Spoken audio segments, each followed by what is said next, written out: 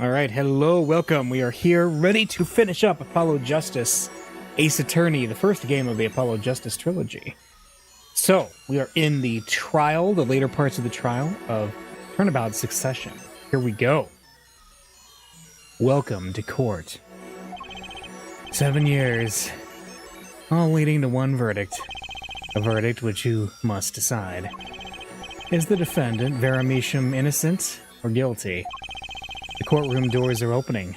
The trial awaits. Are you ready to begin?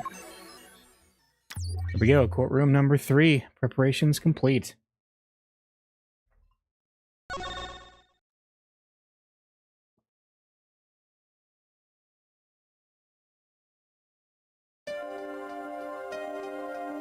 Something inside me, rising, surfacing.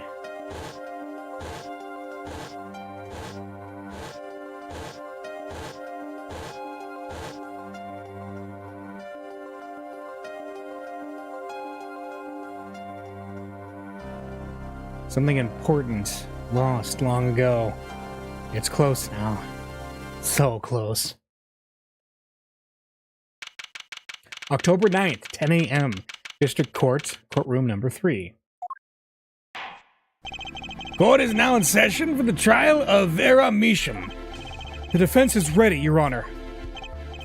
Prosecution's ready to rock. Prosecutor Gavin, how is the defendant Vera Measham's condition? Acute atrocanine poisoning, according to her physician. She could die at any time. Thus, her absence from the courtroom today.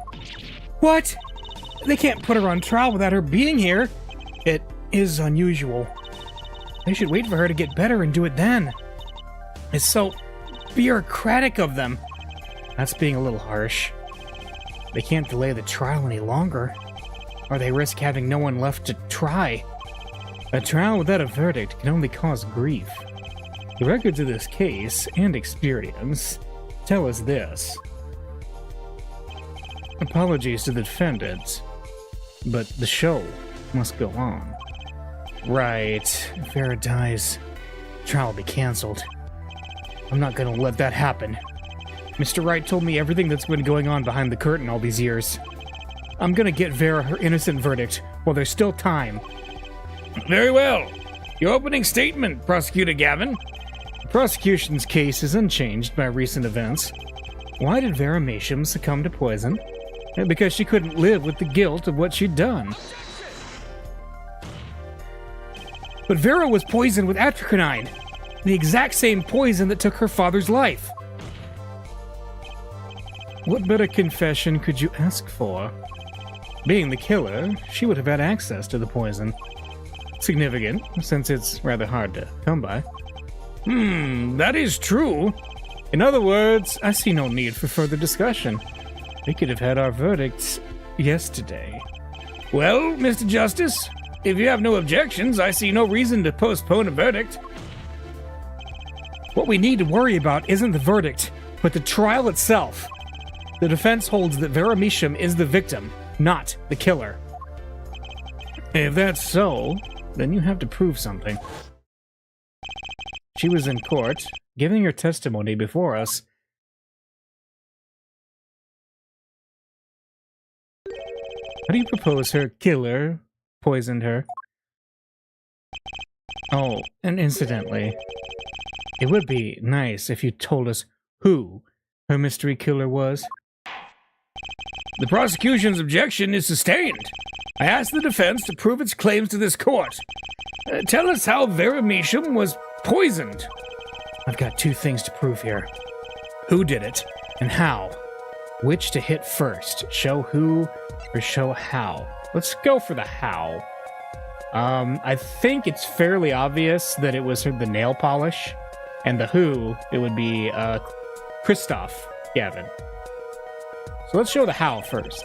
How did the killer poison Vera Measham? I will focus first on the method used. Any comments before we begin, Prosecutor Gavin? Not a bottle or container of the poison was found on the defendant's body. I see. So the vector of poisoning is unknown. Is the defense prepared to prove how the poison reached Vera Measham? Yes, Your Honor. Very well. What method was used to poison Vera Measham? The nail polish. What's this? My, what a beautiful bottle. I'd like to give whoever designed that a hand. Ho, Judge. You're such a cut-up. Is that nail polish? It's colorless. Ah. Something the matter? No, nothing. Nothing at all. So the killer put poison in this bottle and made her drink it? As Prosecutor Gavin has told us, this is nail polish. Nail polish? It's like paint for nails. Know any women with red nails? Ah, my wife has red nails. I see. So she's been painting them all this time. Okay. Let's recall yesterday's trial. Remember when Vera was testifying to the court? Yeah, Vera seems tense, right? Because she's chewing her fingernails. Right. Whenever Vera became nervous, she had a habit of biting her nails. Her nails? Ah! Prosecutor Gavin, when the prosecution had Vera examined, did they check her nails? Bailiff, have them check the defendant's nails at once. Mr. Justice. Yes? Do you know who did this? Do you know who put poison in that nail polish? Yes. That bottle belongs to Vera Measham? Why do you ask? You know someone else who might have a bottle like this? No, just checking. Mr. Justice, you are about to accuse someone of poisoning that bottle of nail polish. Please dispense with the chatter. You realize the weight of this accusation? Here, let me show you. Understood, Your Honor. No problem. I know what I'm doing this time. Then let us ask, who poisoned Vera Measham via her nail polish? Well, nice of them to pop up the first guy. What's this? Christoph Gavin? What's your game? Where's the judge's wife, obviously? My bro. There's no way he could do a thing like that. You should know that better than anyone else. Indeed. He's behind bars. I know. However, that doesn't mean it was impossible to do what he did. What? Ask yourselves when he put the poison in the bottle. It could have been yesterday. Could have been a month ago. Maybe it was a year ago. Or perhaps it was 7 years ago. But Christoph Gavin had no motive for killing this poor girl. It's simply inconceivable. Prosecutor Gavin doesn't seem to think so. That face tells me one thing. Christoph Gavin's own younger brother doesn't find it inconceivable at all. Well, Prosecutor Gavin, if you feel there's a clear and pressing need, then we may have to summon Christoph Gavin from jail as a special witness. Fine. I've known for some time that an impenetrable darkness lurked at the bottom of this. A darkness that has swallowed even myself. Okay. The defense's wish is granted. Let prisoner Christoph Gavin take the stand. Bailiff, begin proceedings to call a special witness. The witness is Christoph Gavin, currently residing in solitary cell 13 at Central Prison.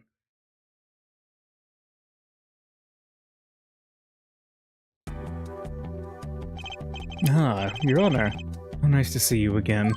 It's been quite a while, hasn't it? To what do I owe the pleasure of your company? It's not every day I'm summoned from my solitary cell. In fact, it's never. I think you already know Mr. Christoph Gavin. Ah, Mr. Justice. I hear you've been doing quite well for yourself. Ugh. Why do I feel like somehow he's still my boss? Stiff upper lip, Apollo. You can do it. Does this bottle look familiar? Ariadone nail polish? Oh yes, I use it myself. As did the late defendant, I hear. She's not dead yet! And was there something concerning this bottle you wish to ask me about? I admit I respect her for her taste in nail polish. Her taste indeed. This nail polish was how Vera Measham was poisoned. Atroquinine, was it? You're well informed about the case, Mr. Gavin.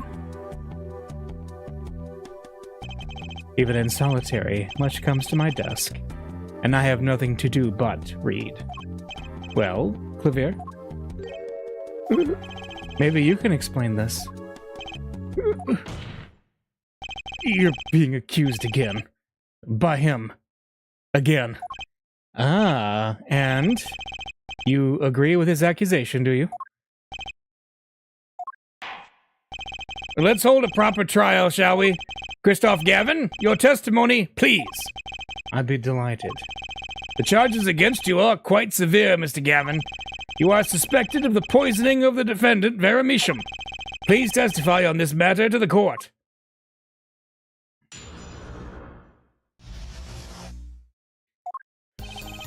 Owning the same nail polish does not a murderer make.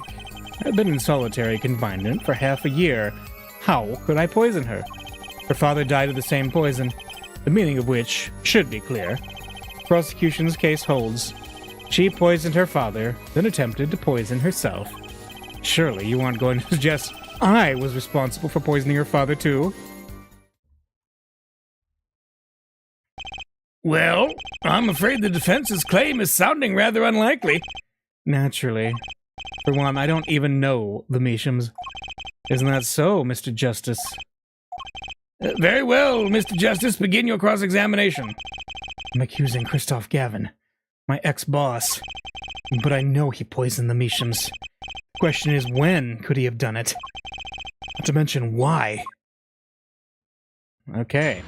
Cross-examination.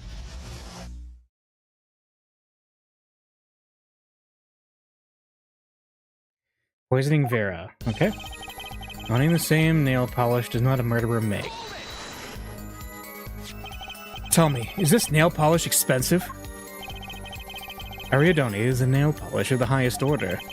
Not only is it fabulously expensive, but it is made in extremely limited quantities. And you and Vera just happen to both use it? That can't be a coincidence. I'm guessing it's not a coincidence. Huh? It's simple. Ariadne is the best nail polish one can buy, correct? Then if one wanted the best nail polish, one would buy it. Now that makes sense. Why, it's a bit like my feelings toward my brand-name gavel here. And my silk top hat. Are we all done showing off our refined tastes? Please, continue with your tasteful testimony. It's in solitary confinement for half a year. All right. Can't you still make contact with the outside world in solitary? Ah, so we had an accomplice on the outside? Is this your latest accusation? I'm allowed a certain modicum of letter writing. But the contents of those letters are closely checked. It would be extremely difficult to send a hit request. Prosecutor Gavin's on the warpath, isn't he? Yeah, you think so too, Trucy? I bet I know why. He must be nervous with his big brother watching. Maybe that's a weakness I can turn to my advantage. Are we cool with that? May I continue? Her father died of the same poison, right? The defendant is not dead yet. There are no known cases of someone surviving atroquinine poisoning. You seem to know a lot about atroquinine. I know a lot about a lot of things, which is why I suggest we pick up the pace, or else you'll be short one defendant, for what she's worth. The witness will refrain from speaking ill of the ill. My apologies. Shall I continue? The prosecution's case holds she poisoned her father, right? Vera had no reason to want to commit suicide. And also, who would commit suicide by doing their nails? The answer is quite simple, basically. Allow me to explain. Beginning with, why did she do it? The answer is quite simple. She couldn't live with her own guilt. Next, why did she use nail polish to poison herself? This, too, is simple. So she could die doing something that she liked. Something that she liked? Once she saw that the trial wasn't going her way, she knew she would die. And it's not easy to bring poison into a courtroom. Must I explain further? I believe that's clear enough. Crystal clear. Wow, the two brothers together is like a two-man wrecking team. They could use a little more teamwork, though. Surely you aren't going to suggest I was responsible for poisoning her father, too. Both Vera and Mr. Measham were poisoned with atropine. That really can't be a coincidence. The defense is repeating fallacious statements based on conjecture. The prosecution requests concrete, unambiguous proof of the witness's crime. Objection sustained. The defense will please present concrete proof. Does Prosecutor Gavin seem strange to you? It's like he's all grown up. I think that's how prosecutors are supposed to be, actually. Though he is acting different than usual. I'll bet it has a lot to do with his brother Christoph being in the room. Well, let's make this testimony count, Apollo. Right, quick and painless. My bracelet should do the trick.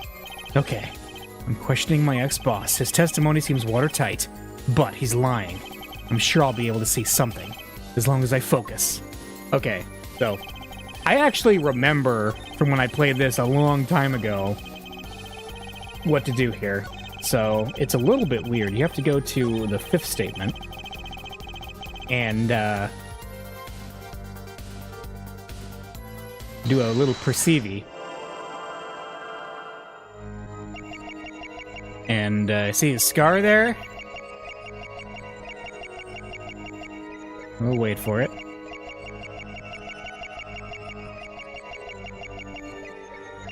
There. His face has got a weird nightmare face on his hand. It was you who killed Drew Measham. I remember that one very clearly. A bluff worthy of your new mentor, Mr. Wright. Oh, really? But you see, I saw it. Right when you said her father, too. Your hand tensed unnaturally. And a little devil appeared to give me the news. And, let's assume, for the sake of argument, that you saw me being tense. What does that mean? Are all tense witnesses guilty? And tell me, was Drew Measham fond of nail polish, too? Sorry, but there's more than one way to poison a man. You don't need nail polish to get to someone's mouth. Ah. Then I must be very talented indeed. You see, I figured it out. He's possessed by the Blue Badger. Oh my goodness. Drew Measham was killed on October 6th. Well, I was already in my solitary confinement cell in Central Prison. If that's not an alibi, then I don't know what is. But you found a way, all the same. And I found it too. This is how you poison Mr. Measham. The envelope, right? Or the, yeah, the tiny frame. My. And here I thought you'd come so far. Huh? I admire how you, lacking any confidence whatsoever, chose to barrel on. Your defense lacks even a shred of elegance. Much like Phoenix Wright, come to think of it. Oh, okay. Relax, Justice. I come this far. I must know the answer. How did the killer get to his victim when the killer was in jail? Oh, it's the stamp itself. That's probably what it is. Yeah. I'm sure this commemorative stamp requires no introduction. The night Mr. Measham died, he was seen writing a letter. Atropine was found on this stamp, Mr. Gavin. So am I to understand this stamp was the murder weapon? Yes, you are. Oh, and yes, this stamp was found in your prison cell.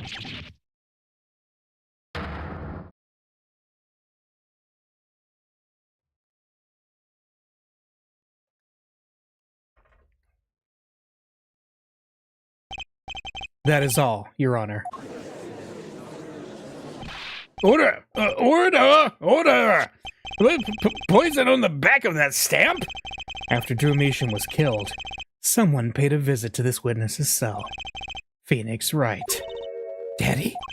That's when he found the stamp. He made Drew Measham write you a letter. That's how you killed him. What? My.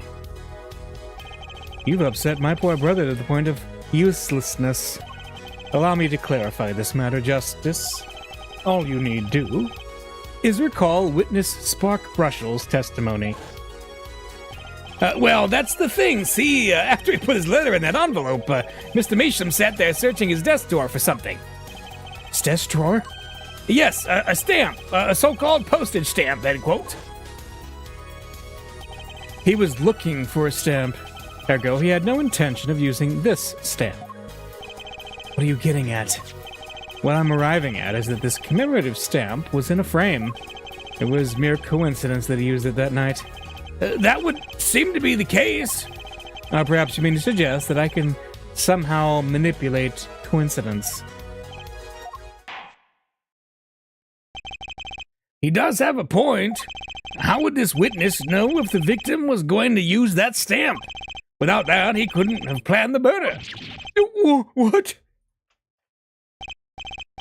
Really, Clavier? You should be seeing through these weak-spined bluffs by now.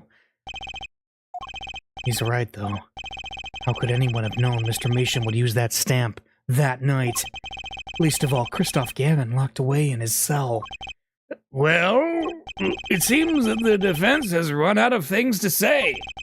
You assume he had something to say in the first place. I believe the defense's bluff has been called. The defense's bluff? I'm not sure I agree with you there, Christoph. Clavier? Honestly, I wanted to believe you, but the defense wasn't trying to get away with a bluff. You were, Christoph! What are you saying, Prosecutor Gavin?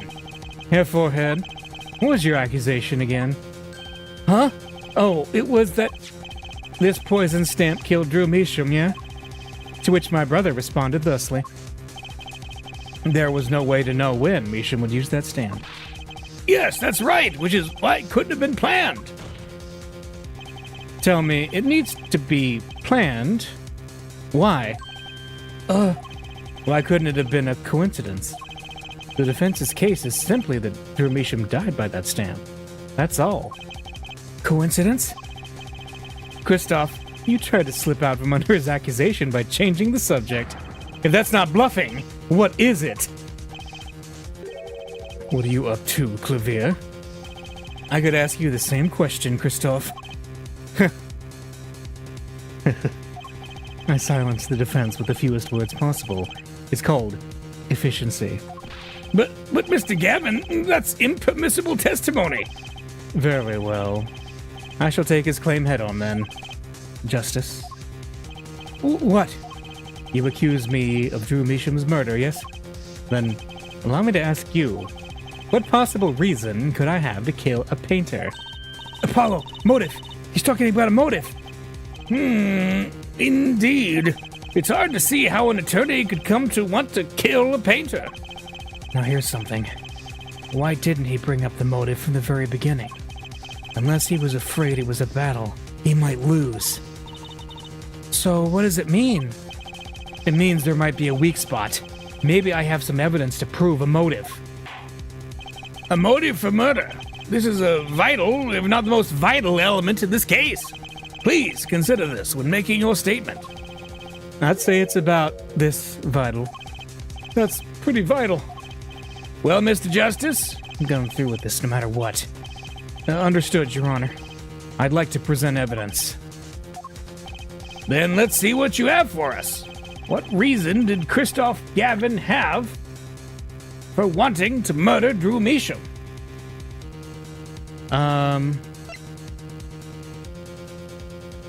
Wait, what's this then? Actually, the notebook page. Yeah, I bet that's it. Christoph Gavin's motive becomes clear when we consider why the stamp came to Drew Measham's studio in the first place.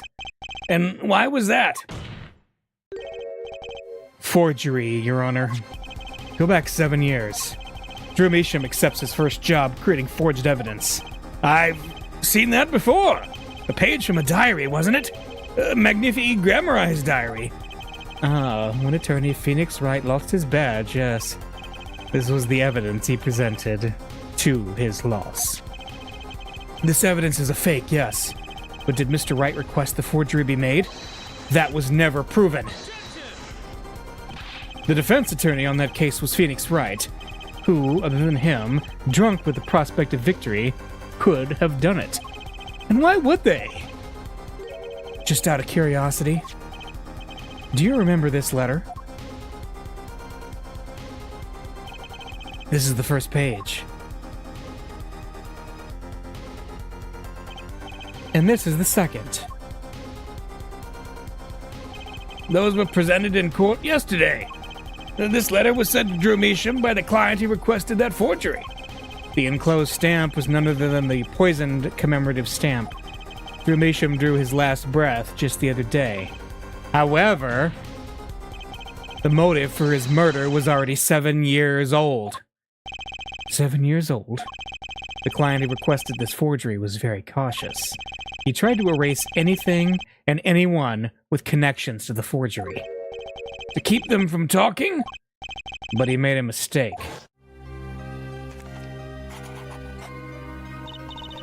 Stamp was a picture of my favorite magicians, so I kept it. And Father took me when I was very young. It was a great magic show. I loved it so much. The killer's time bomb was delayed. The poisoned stamp was sealed within a glass frame, where it sat for 7 whole years.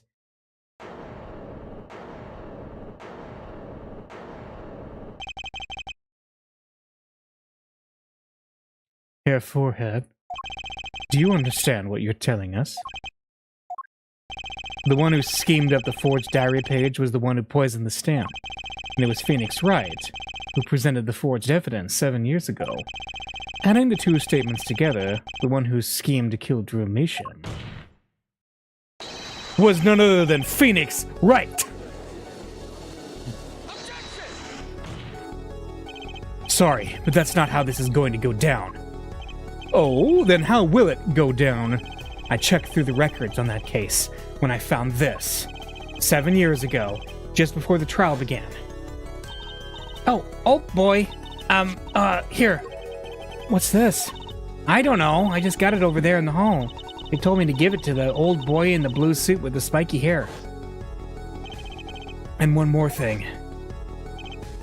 I'm sorry to have sprung this on you so suddenly. I received the files from your previous attorney only yesterday. I understand I am asking the impossible of you. Yes, well, you haven't really told me what happened yet. All we did was play cards. And that was enough. Phoenix Wright was put on the case the day before the trial started. He didn't have time to request a forgery the day before. Now here's a question. Just who was Shady Enigmar's previous defense attorney? No, this can't all be. But it is all true. There was another man, a defense attorney with a badge on his collar. It was you, Christoph Gavin! Order! Order! Order! What is the meaning of this? Defendant! Former lawyer! Let me begin by denying this. It's easy enough to look up, Mr. Gavin, and impossible to prove if you can't. Huh?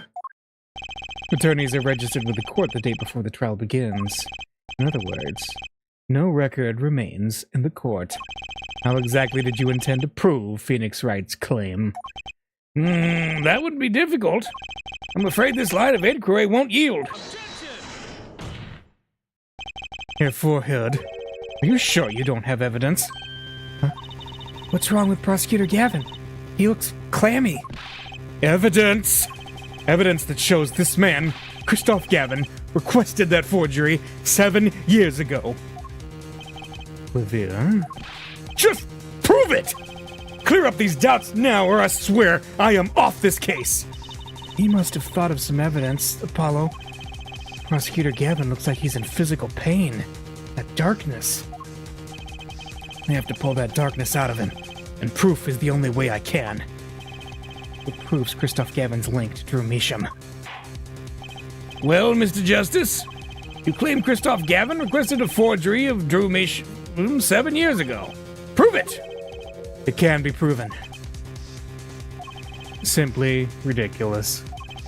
Why even discuss it? This evidence does not... Are you telling the truth, Apollo Justice? I am. Then, I say we give him the benefit of the doubt. Very well, but if you're wrong about this, be prepared for a penalty. Your Honor, you do the defense an injustice. Mr. Justice is clearly passionate about his claim. Should the penalty not match his passion... Oh, instant game over. I haven't given a penalty like that in a long time. Well, Mr. Justice? Fine, Your Honor. All I have to prove is any kind of link. Something that ties Christoph Gavin to Drew Measham. And I have something that clearly does the job.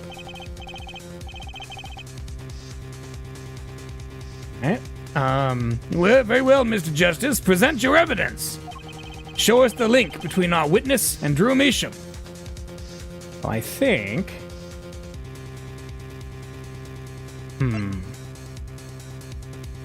Alright, we gotta think about this one, because this is rough.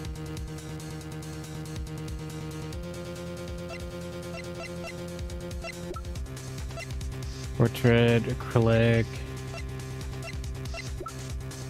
Wait a minute. Letter from Measham. Oh. Yeah, you mean the one that we found in Christoph's? There's an address on here, and a name I've never heard of. At least I think so. It's too blurry to read. This is the envelope that was found in Christoph's. Yeah, letter posted by Drew Measham just before dying. Poison traces found on the stamp. Right. Yeah, so...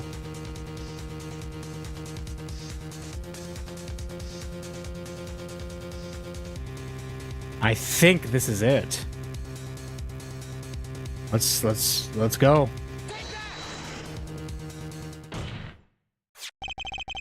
This evidence proves there's a link. That scrap of paper? I'm afraid I can't let you submit that. Is there some problem? There is. How could you possibly have that? You couldn't. Hey, that's Daddy's handwriting. Oh, it is, huh? Mr. Wright's handwriting? What is the meaning of this? Ah, I see now. Yes, of course. What do you mean, of course? I just remembered I had a visitor yesterday. Phoenix Wright came to my cell. Except I wasn't there. Phoenix Wright. When I returned, I saw he had something of mine in his possession. Of course, I had no intention of letting him get away with reading my private mail. Mail? You mean this was in your cell? No. However, it appears Mr. Wright is yet to be cured of his bad forging habit. Well, if it's a forgery, it's not a very good one. The handwriting's terrible. This is Mr. Wright's reproduction of what was written in the real letter. Reproduction? When Mr. Wright visited Christoph Gavin's cell, he brought with him a small video camera. What? He recorded his entire conversation with you, Mr. Gavin, and the contents of your personal mail. Regardless, this mockery of a piece of evidence will never be accepted by the court. Evidence based on a video a man with no authority whatsoever claims he took. A man who happens to be an ex-attorney suspected of forgery. Prosecutor Gavin? Prosecutor Gavin? As embarrassing as this is for me to say, I'm afraid my brother is incapable of making rational judgments at the moment. Your Honor, your decision, please. The defense's claim is denied. What? Only actual evidence is permitted in court of law. Please remove the defense's evidence from the record. Better luck next time, Justice. Okay.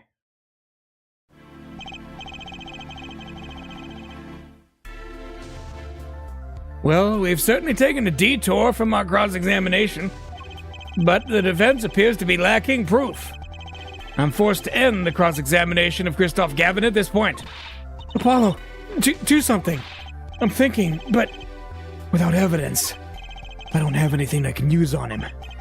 Very well. This ends this special witness's cross-examination.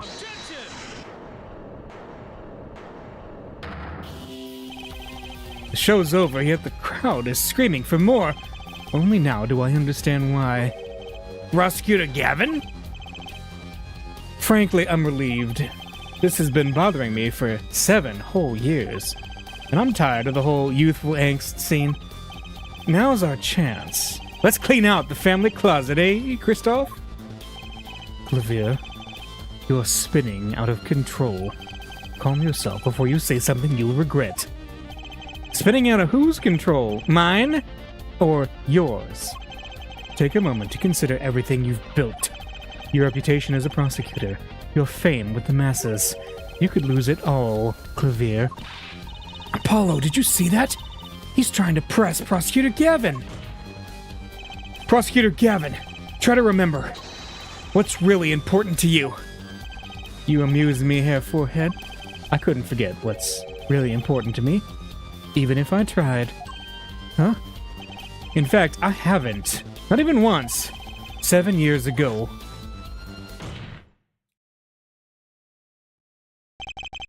Finally. You just couldn't resist, could you, Herr Wright? Resist what? Presenting solid evidence? Might I request we put the current cross-examination on hold? The prosecution would like to call a new witness. Right. State your name and occupation for the record. Right. I'm familiar with the trial. I've watched the video several times. Didn't you find anything unnatural about it? Unnatural? Well, you did seem unusually well prepared. I mean, Mr. Wright had only just presented his evidence. And the next moment you call in Drew Measham. It was almost as if what? Oh, wrong button. Funny, it didn't even occur to me to wonder. But now that I do, I see there's only one possible explanation. Almost as if, from the very beginning, you knew Mr. Wright was going to present that evidence. Ah!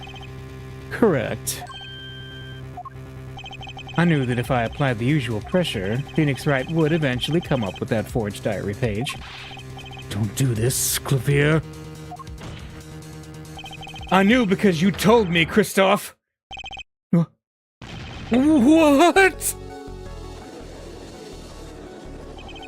It was the night before the trial.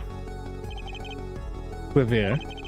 Christoph, out seeing you at the prosecutor's office the day before the trial. Ah, I won't be appearing in the trial, actually. Huh? Why not? I won't be facing off with you on your first trial, apparently. But in exchange, I brought information. Information? The attorney who'll be there in my place tomorrow is not to be trusted. Don't even give him the benefit of your respect. Listen, I want you to call in a special witness. Then... I wondered about it at the time. How did Christoph know so much? Prosecutor Gavin? Christoph! We were supposed to face each other in that trial. A fair fight. Brother to brother. I deserve that much. You let me borrow the victim's belongings. You showed me all your research on the case. The victim's belongings? Which would have included Magnifi's diary, wouldn't it? Mr. Gavin? My, Clavier. You disappoint me. You find trees, yet miss the forest. You're the one missing the forest, Mr. Gavin. You can't sweep this under the rug. Not anymore. Tell me what was going on behind that trial. Why not? I've achieved what I came here to do. I see no harm in a little reminiscing. Apollo, I think we're finally gonna shine a light on the black belly of this thing, Trucy. We've done everything we could. I hope it's enough. 7 years ago, the day before the trial, I visited the detention center at the request of my client, Zach Grammeri. 2 cards. One card.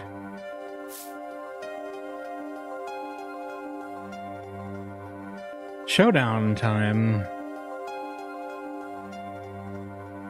Enough. You lose, Given. Thanks for the work. Now go. To be honest, I don't know what his reasons were to this day. As far as I could tell, he dismissed me as his representation because I lost in a game of poker. I came to no other conclusion. Daddy used to say something. If you want to know a man, you have to compete. Zach wasn't watching his points or the cards. He was watching the man behind the cards. Christoph Gavin.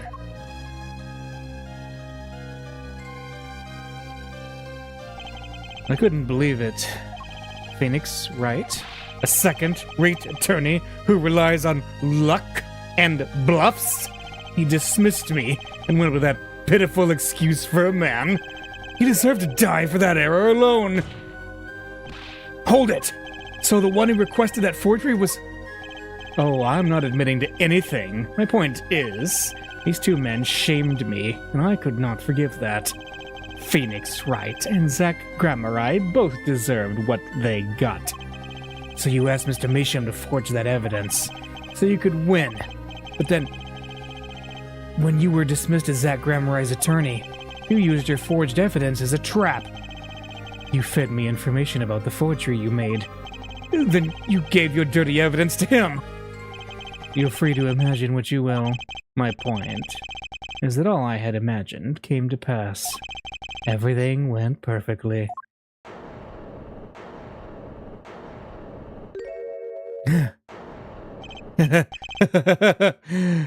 Incredible. If I wasn't laughing, I'd weep. Prosecutor Gavin? Perfectly? You're mad, Christoph. Stop fooling yourself. What are you talking about, Clavier? Tell me, how did that trial end? Cancelled when the defendant vanished. I get it. So, Christoph, you've been living in fear for 7 years. What? You were afraid your forgery would be revealed and your reputation trashed.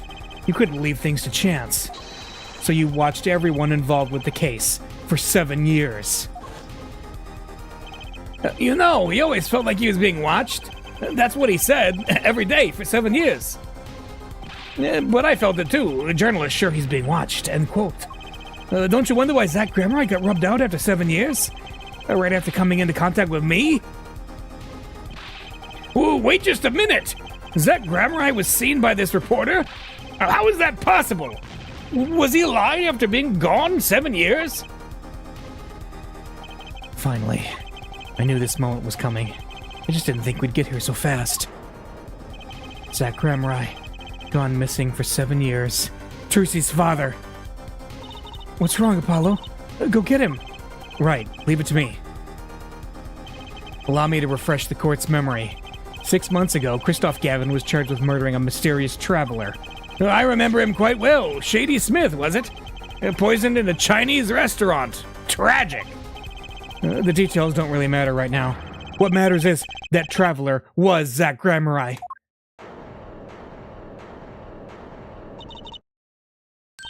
What is it, Apollo? Huh? Keep going! We'll talk about it later. Did she already know? Someone please explain this? Mr. Justice, can you explain this? It all started 7 years ago. The great magician, Magnifi Gramarye's death, started it. Magnifi Gramarye's death and his student Zach Gramarye, the suspect. Whoever defended Zach in court successfully would be famous beyond belief. Thinking that, Christoph Gavin did the unthinkable. He forged evidence. Drew Measham? Actually, it was his daughter, Vera, who really did the work. You took precautions when you had that forgery made, didn't you, Mr. Gavin? Precautions? To keep people from talking, of course. These two know too much. Leave them alive and there'll be nothing but trouble. That's when you planned your poisoning of the forgers. Atracanine, applied to a commemorative stamp. But luck was on Mr. Meesham's side. The bomb didn't go off. His daughter! She saved him by taking the stamp. I see! But that wasn't the only bomb he set up. The Aridoni nail polish, of course. You noticed something when you requested that forgery. When Vera Meesham is nervous, she has a bad habit. A tendency to bite her nails. Ah! That nail polish was her good luck charm. She was almost kidnapped once. Since then, she's been, well, you can see for yourself. She refuses to leave the house. That person gave me a good luck charm for when I absolutely had to go outside. It protects me. Yes, apparently she received something, a gift. She won't tell me what it was. It was from that client, the one who wanted that note made. It was his insurance. Insurance? As long as she lived quietly at home, there was no danger to her. But what if she had to go outside? If she ran into any trouble, she'd become nervous. And the nail polish would do the rest. His time bomb sat there for 7 years, and then they went off almost simultaneously.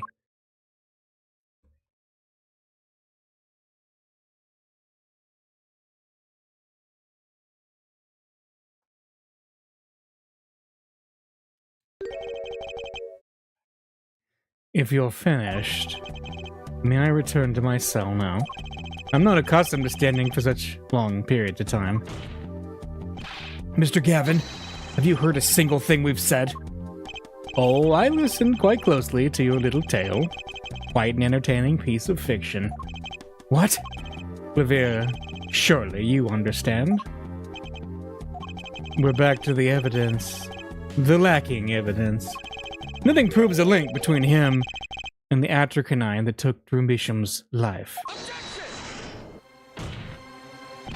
What about the restaurant? You killed Zach Grammeri to keep him from talking.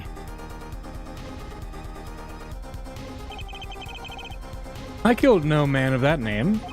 Read over the report again if you like. The victim was a traveler by the name of Shady Smith, about whom we know little else. You can't seriously think I knew he was that particular fugitive. Okay, then why did you kill him? I plead my right to remain silent. Remember, this court did not convene to put me on trial. The defendant's name is Vera Meesham, suspected in the murder of her father. My trial's been finished for 6 months now. Yep. I'm afraid we have strayed considerably from our purpose here. This court concurs with the witness. It is defendant Vera Meesham who's on trial here. No, but you were doing so well, Apollo. As long as there's no evidence to support the accusation against him, this course of inquiry cannot find Vera Meesham innocent. Your Honor, Phoenix Wright spent 7 years collecting this evidence. You still don't get it, do you? Let us assume there was poison in the nail polish. Who, then, was responsible for causing Vera Meesham to bite her nails? What? It wasn't me, I know that much. The one who brought that poison to her lips was you. What?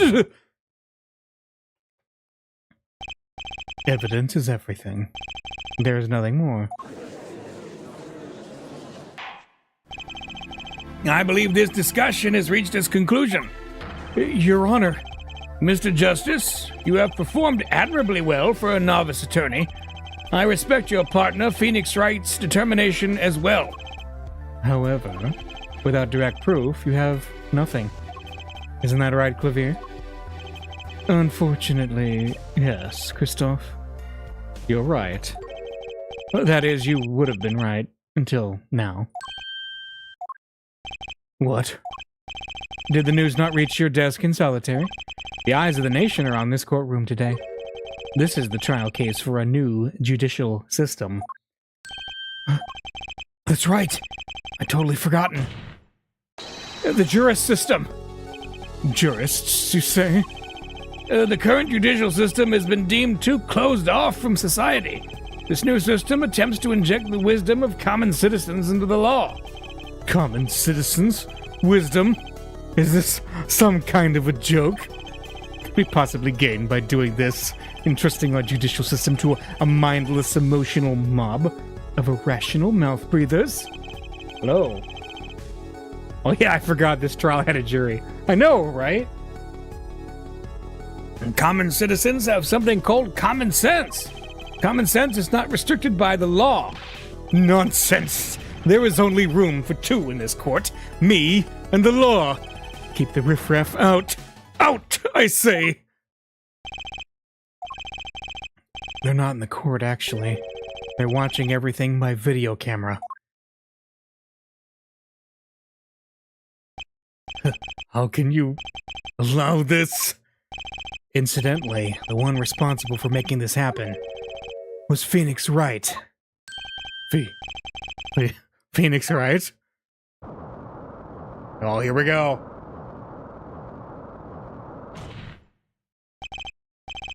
So everything was leading to this. Of course. Right. Right. Right. Right!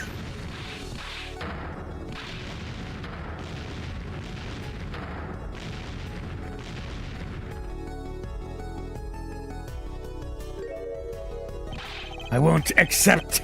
I can't accept. This is no court. Law. The law is everything. Law is absolute. You'd let ignorant swine swell your courts? Christoph, it's over. Clavier. The law is absolute. Can't be serious. What? Odd. I thought you spent your life looking for loopholes. The law isn't absolute. It's filled with contradictions. The law is the end product of many years of history, the fruit of human knowledge, like a gem polished to a gleam through trials and errors. It is this fruit we receive and pass on and face in our time, and it is always changing, growing. Nurturing it is our task as human beings. Except for you, Christoph. You aren't changing. You've stopped. You're not needed anymore.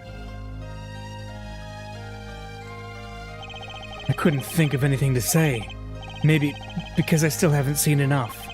But someday, I'll know what law is. And I'll fight to change it if I have to.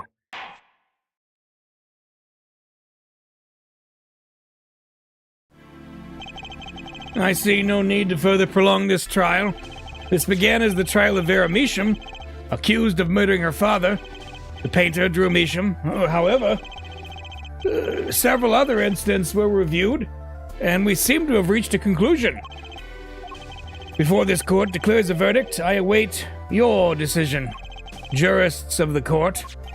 For the death of Drew Measham, how do you find the defendant, Vera Measham?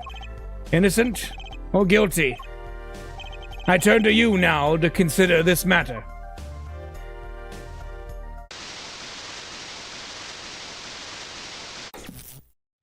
Uh-oh, what happened?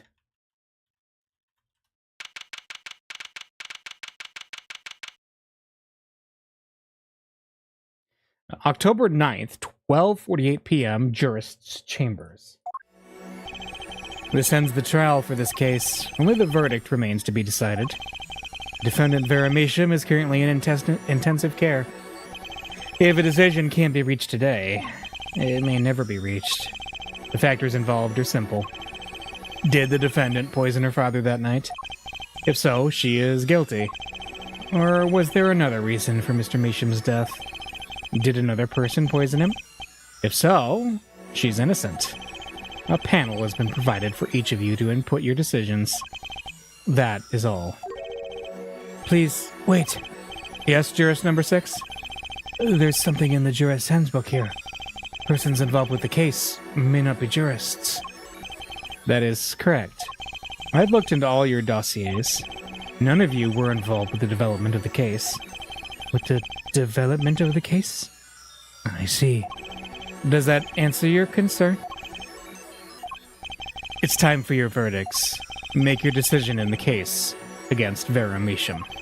After 7 years, the truth is ready to be heard. Judge wisely. Judge well. Alright.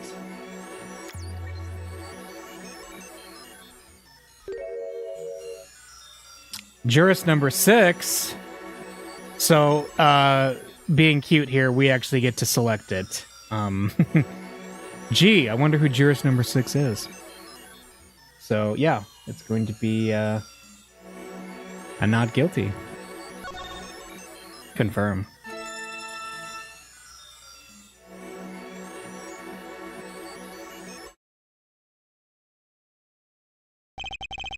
And so a verdict was reached on October 9th, 2:14 p.m. The first verdict under the jurist system. Innocent by unanimous decision. The record will show that when the verdict was announced, special witness Christoph Gavin laughed. A laugh louder than any ever heard before or since. A laugh that echoed in the halls of justice, lingering for what seemed like hours.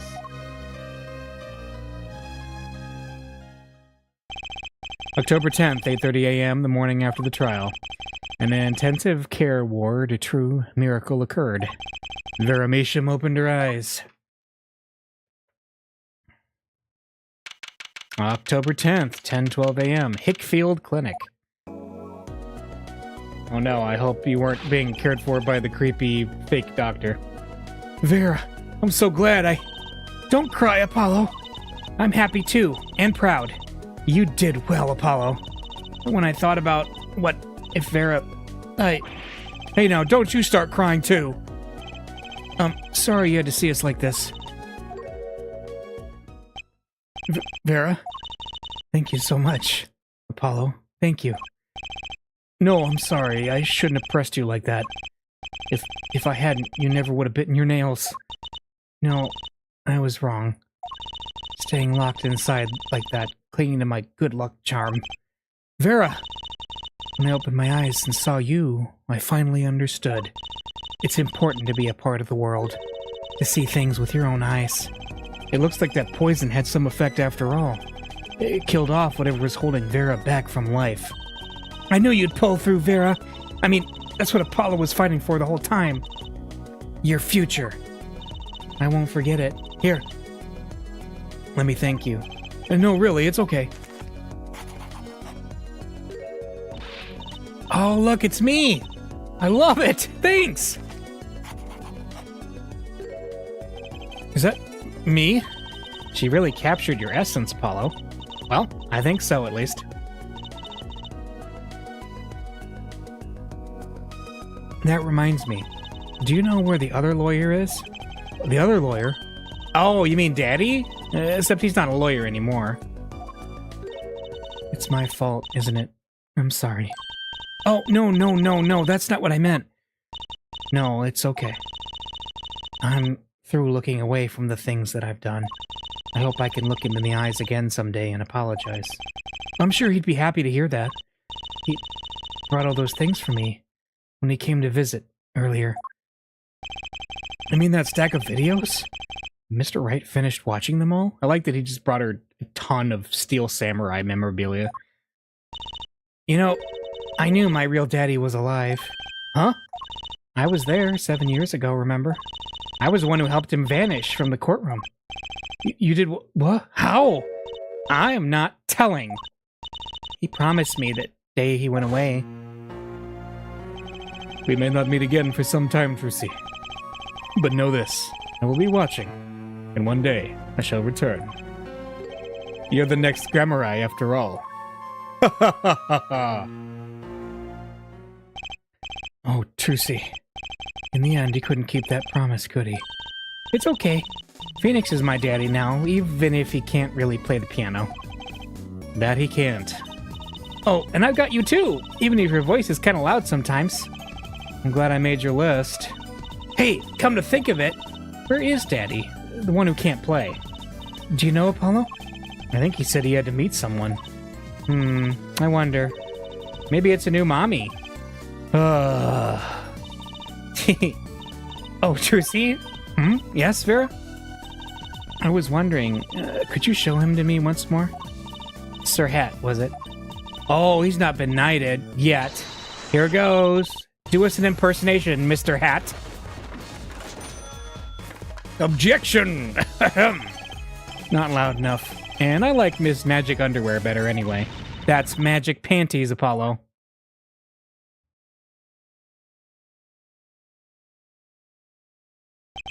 So, your memories returned. Mr. Wright, was this all part of your plan too? I don't know what you're talking about. When I lost my memory, I was reborn as Lamirar.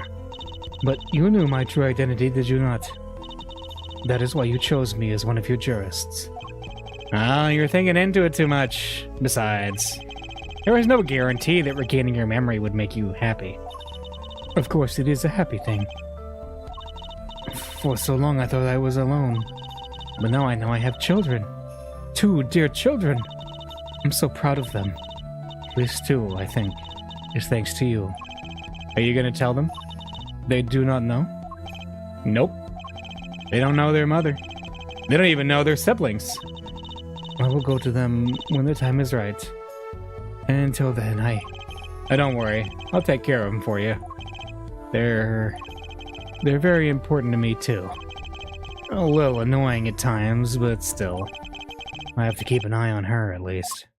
Because I'm the only one who knows how she really feels on the inside. So, Lamirar is the, Grammari. If that didn't, come out, obviously. Your bracelet. Yes? I've seen a lot of mysterious things these past 7 years, but your bracelets were the strangest of all. I remember meeting him half a year ago now in Christoph Gavin's office. And then I met you. 2 fates destined to intertwine. And I was there when they crossed. I'll never forget that. Such a small thing, that bullet. Yet it tore who I was away.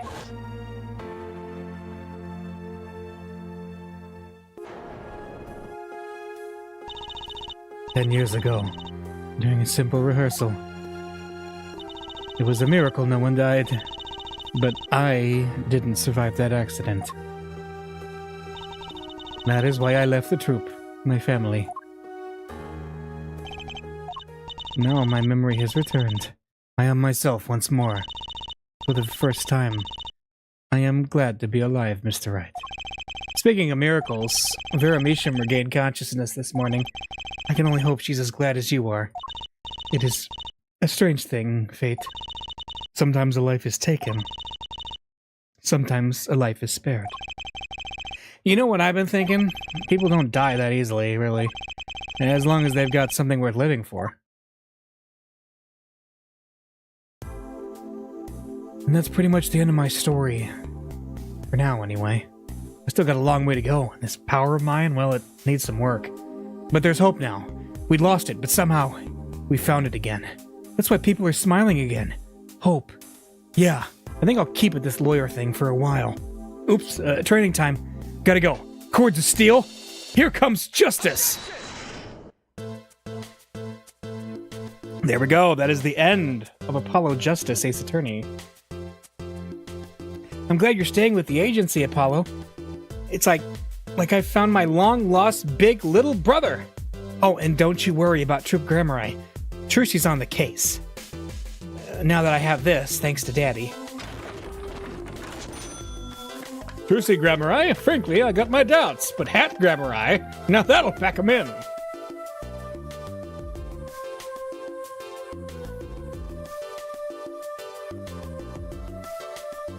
Takeshi Yamazaki, Keisuke Yamakawa. It's not every day you get a trial that rocks harder than one of our gigs, yeah? That's why it's over. The governors are breaking up. The news caused a run on tissues at supermarkets nationwide. You're the real stars now. I look forward to our next jam session.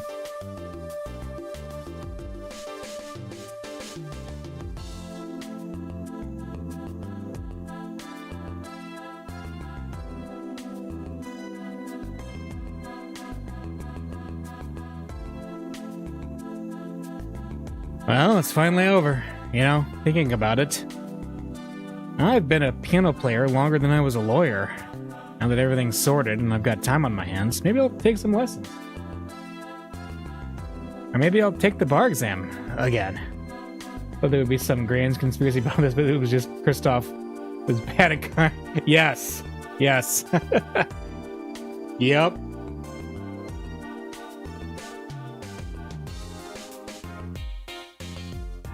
He lost at cards and was salty about it for 7 long years.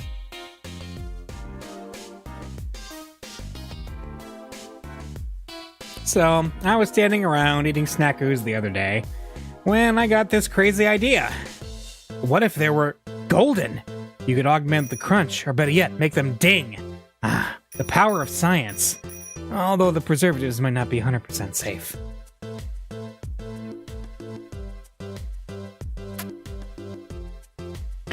Yeah, Apollo Justice is a bit of a controversial game among Ace Attorney fans. I like it. I think the story turned out pretty well, but I can also see why some people would be a little disappointed with it. In unlikely event you are wanting Russian feast, come to Borscht Boat Club. The only thing colder than our restaurant is borscht. But if greater challenge is being required, then come to the hideout. You know who to ask for.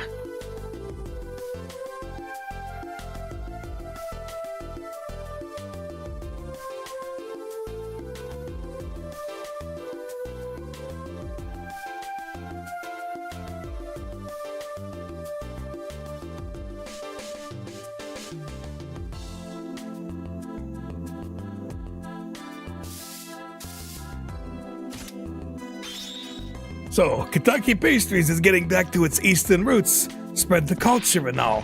Yo, boss, culture time! This is how we write root, capiche? But we're about giving back to the people. Yo, boss, PR time.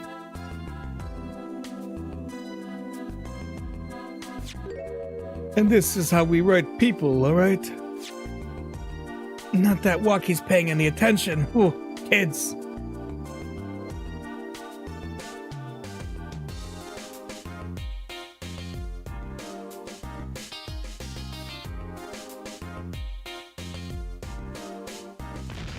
Bizoy, Chinese characters on cake was a fly idea like 3,000 years ago. Believe that. Man, you want to make it today, you got to keep it real. You know what I'm saying? Yo, that's why I made the OG cracker. For real. I know, I don't look like no cracker G. What, you want me to call out the OG muffin?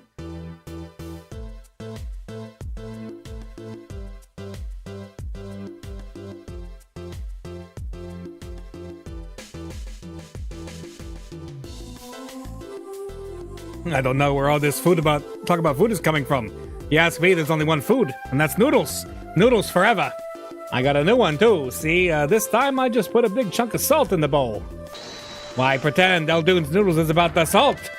Salt forever.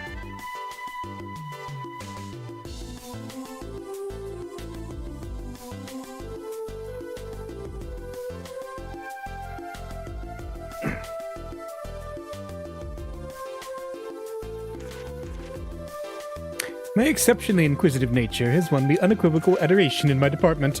You see, they used to call me Wesley Stinkler and Wesley Stinky Hands.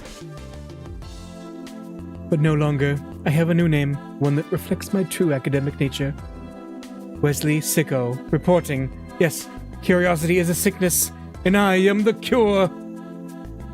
Okay. Yes.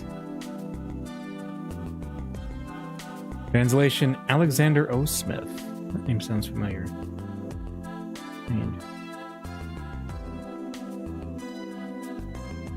But this is kind of a new writing team as well, because it was mostly done by different people who did the original Ace Attorney trilogy.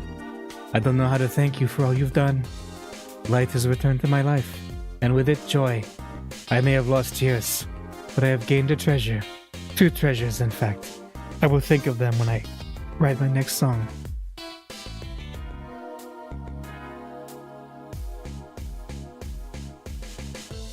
All right. Brushel, Brushel here, back on the beat with another interview. Hey, How do I feel about how things turned out? No scoop yet, but journalist confidence in mint condition. End quote.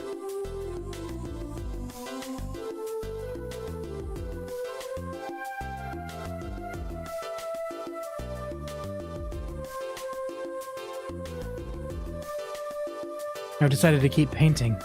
Originals only, of course. I suppose I'll have to see a bit of the world outside to find out what to paint. But I know there are good people out there now. I've met them. The door is open. The world is waiting. Thank you.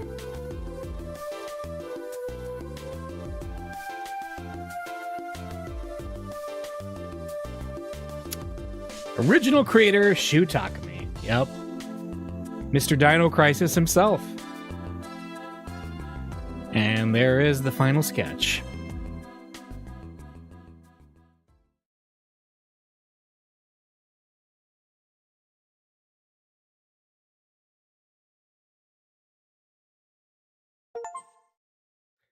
All right, congrats, you've unlocked special bonus. Right. On the settings screen. Got it. All right. Continue on to the next game, Phoenix Wright Ace Attorney Dual Destinies. I don't know, I'm feeling it. I'd be willing to do it. If you give me a quick break, I'll be right back, and we can check out a little bit of the next game in the Apollo Justice Trilogy. Right back.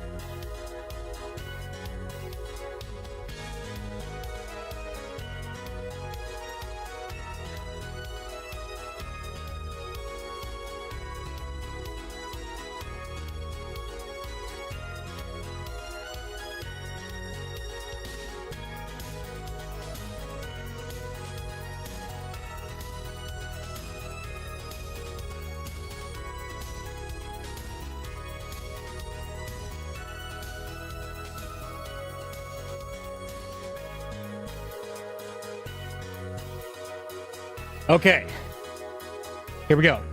So there was a fairly lengthy gap between Apollo Justice Ace Attorney and Phoenix Wright Ace Attorney Dual Destinies.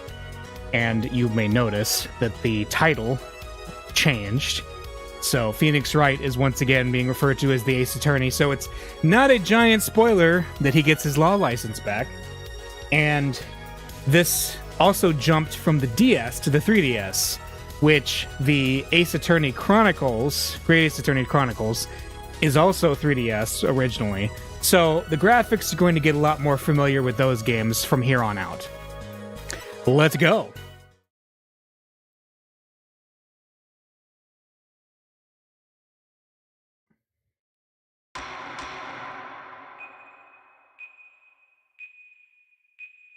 And we also have cutscenes.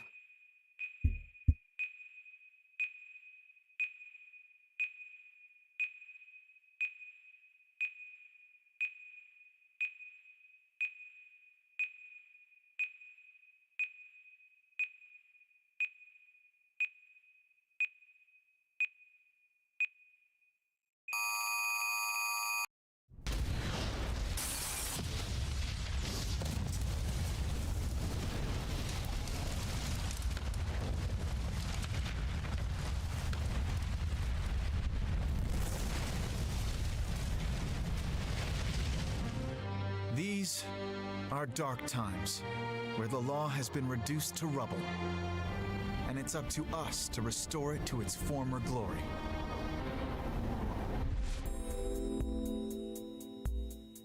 Yeah, I know what you mean. It looks like your target finally decided to make a move. Don't you worry. I've got a trusty new partner on board.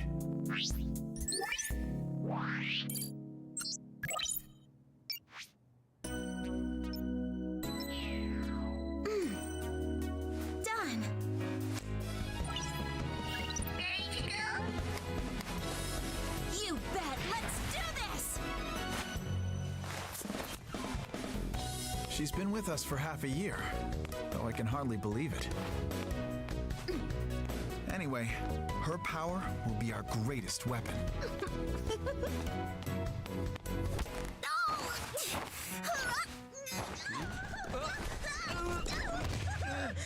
Are you all right, miss?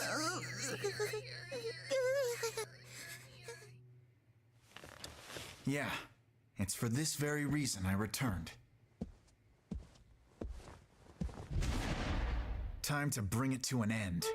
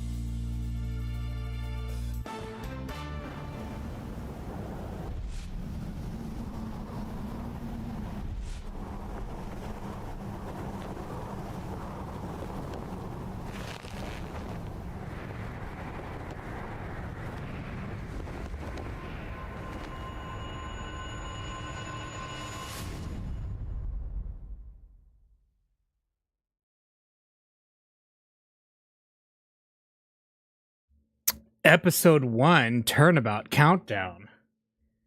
There was a lot of new information being thrown at us there.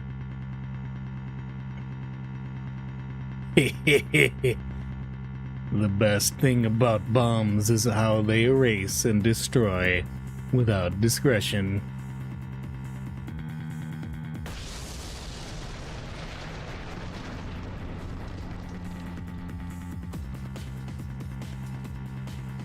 Now all I have to do is pin everything on that little girl.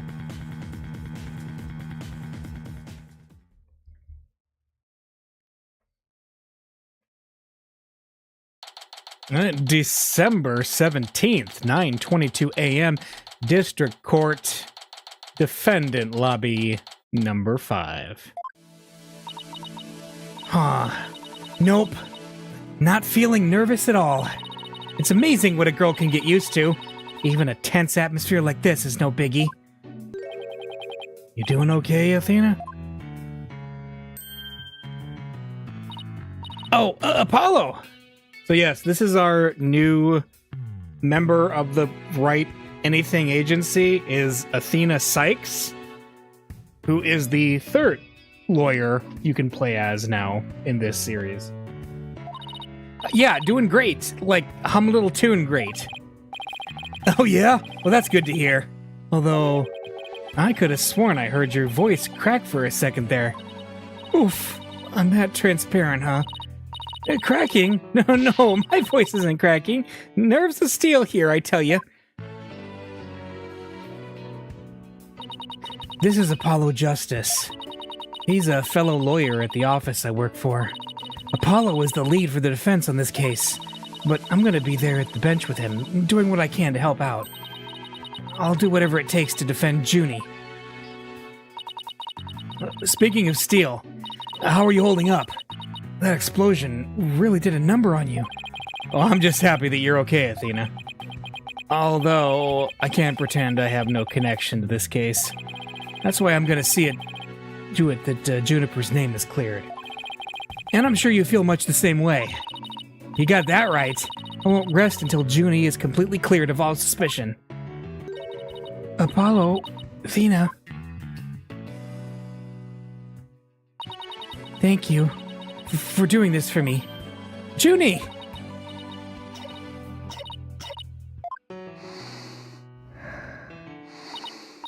Hey, are you okay? Oh, sorry about that. I always seem to go into coughing fits whenever I get nervous. This kind of thing never happens at home in the forest, though. This is Juniper Woods. She's my dear, dear childhood friend, and she's also our client for this case. The news keeps repeating that Junie is the alleged bomber. But that's ridiculous. There's no way Junie would do anything like that. I brought you a little snack, Athena. Just a little something from my garden. Hey, thanks! So, is this an orange or a tangerine?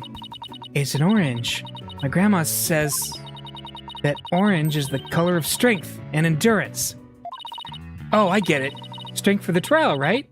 Junie, you're always so good to me. Jeez, look at me. Standing here clutching an orange to my chest with tears in my eyes. Well, don't you worry. We'll be so powerful in there, they won't know what hit him, right, Apollo? Yeah, that's right. Come what may. This is one trial. We just can't lose.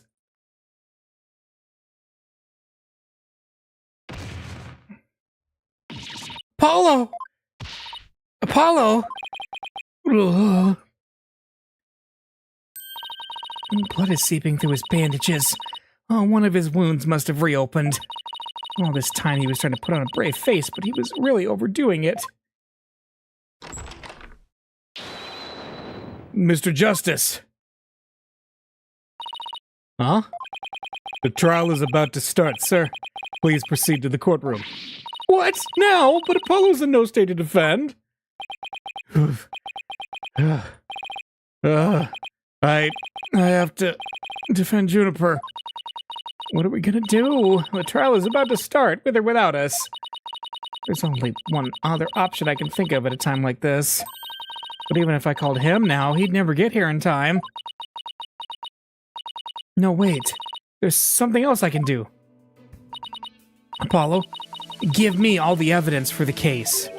Huh? What are you gonna do? Bailiff? Yes, miss? The defense would like to submit a substitution of attorney petition. Thena? You're not seriously... You just concentrate on getting better. I'll defend Junie. All by yourself? Thena, stop for a second. Think about what you're saying. You've never once taken a case on alone before, right? No hay problema. I can handle it. I think. But I guess it's really up to you, Junie. Would you be okay with me taking over? Sure. I believe in you, Thena. And that's enough for me.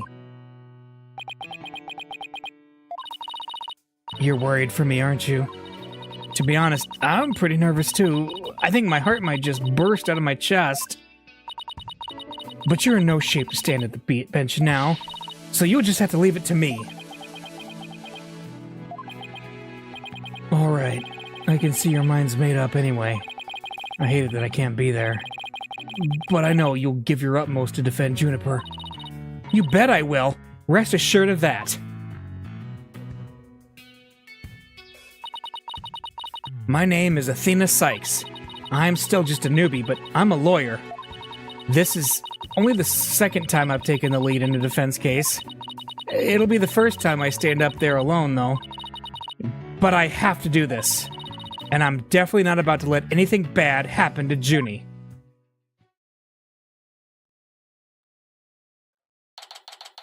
December 17th, 9:46 a.m., District Court. Courtroom number 5. Day 1, court is now in session. All rise. Court is now in session for the trial of Juniper Woods. The defense is ready, Your Honor. The prosecution is also ready, Your Honor. Uh-huh. And what is the meaning of this? I was under the impression that Mr. Red Monkey would be my opponent today. Yes, well, substitution of attorney petition was submitted just a few moments ago. Due to the explosion in the courthouse yesterday, Mr. Justice is unable to continue. I see. I'm not at all surprised to use that as an excuse to run away. With me as an adversary, who wouldn't want to feign illness in order to escape? What? The nerve of that guy. I'm gonna give him a piece of my mind. Well, I would if I wasn't so nervous. Ah, this arrogant jerk. You arrogant jerk. No, Widget! Is my hearing getting worse? I could have sworn I heard the defense say something just now. No, you just didn't hear anything at all. Especially not from me. How odd. I could have sworn I also heard something. Oh, that would be my indispensable partner, Widget. He sometimes blurts out what I'm thinking. Well then, if that's the case, then it's a clear contradiction to what you just stated. A contradiction? You just stated that you said nothing. However, if that device of yours says what you're thinking, then you indeed said I was. What was it? Elegance at work? Actually, it was arrogant jerk. At any rate, what does it matter if it's a red monkey or a yellow monkey facing me? No fresh out of school rookie can defend this witness. Mr. Payne, I believe that's enough. Let us get back to the case. Of course, Your Honor. I'm more than ready to show this little girl why they call me the Rookie Humiliator. I knew it. He really is an arrogant jerk. Arrogant jerk. Miss Sykes, if you continue to insult the prosecution, I will remove you from this court. I'm very sorry. It was just a knee-jerk reaction. Now then, Mr. Payne, your opening statement, if you please. Thank you, Your Honor. Now then, the incident occurred yesterday here at this very courthouse in courtroom number 4. At that time, the trial for a certain bombing was being held in courtroom number 4. Ah, yes, I was presiding over that trial as well. And Mr. Justice was there as the lawyer for the defense. A bomb that was being presented as evidence suddenly went off during the trial. It was a terrible incident, and courtroom number 4 was completely destroyed. Fortunately, we were able to start evacuation procedures before the explosion occurred. Just a few seconds more, and it would have turned into a horrific loss of human life. But there was, in fact, one death, was there not? That is correct, Your Honor. When courtroom number 4 was examined after the blast, the body of Detective Candace Arm was discovered. Candace Arm? She was to take the stand as a witness later in the trial. I suppose she wasn't able to evacuate in time. What a terrible tragedy. I must admit, I stumbled at least 10 times myself before I was able to escape. Maybe the court should see about getting you even shorter robes. The victim's body was found near the entrance to the courtroom. I suspect she stayed until the very end to help guide the others out safely. Your Honor, allow me to submit as evidence the victim's autopsy report and details about the bomb. All right, Arm's autopsy report has been added to the court record. Cause of death, trauma to back of head caused by impact with a flat object. Time of death between 8 and 11 a.m. Got it.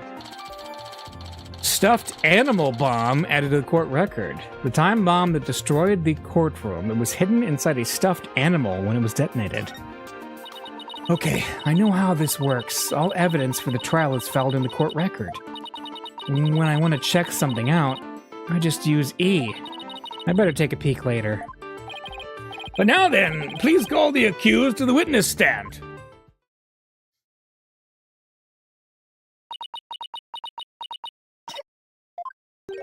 Defendant, are you feeling all right? You're looking a bit pale. I'm so sorry. I was feeling a bit weak when I first arrived here at the courthouse. But I'm all right. Junie's really giving it her all. I'd better make sure I do the same. If we could please proceed.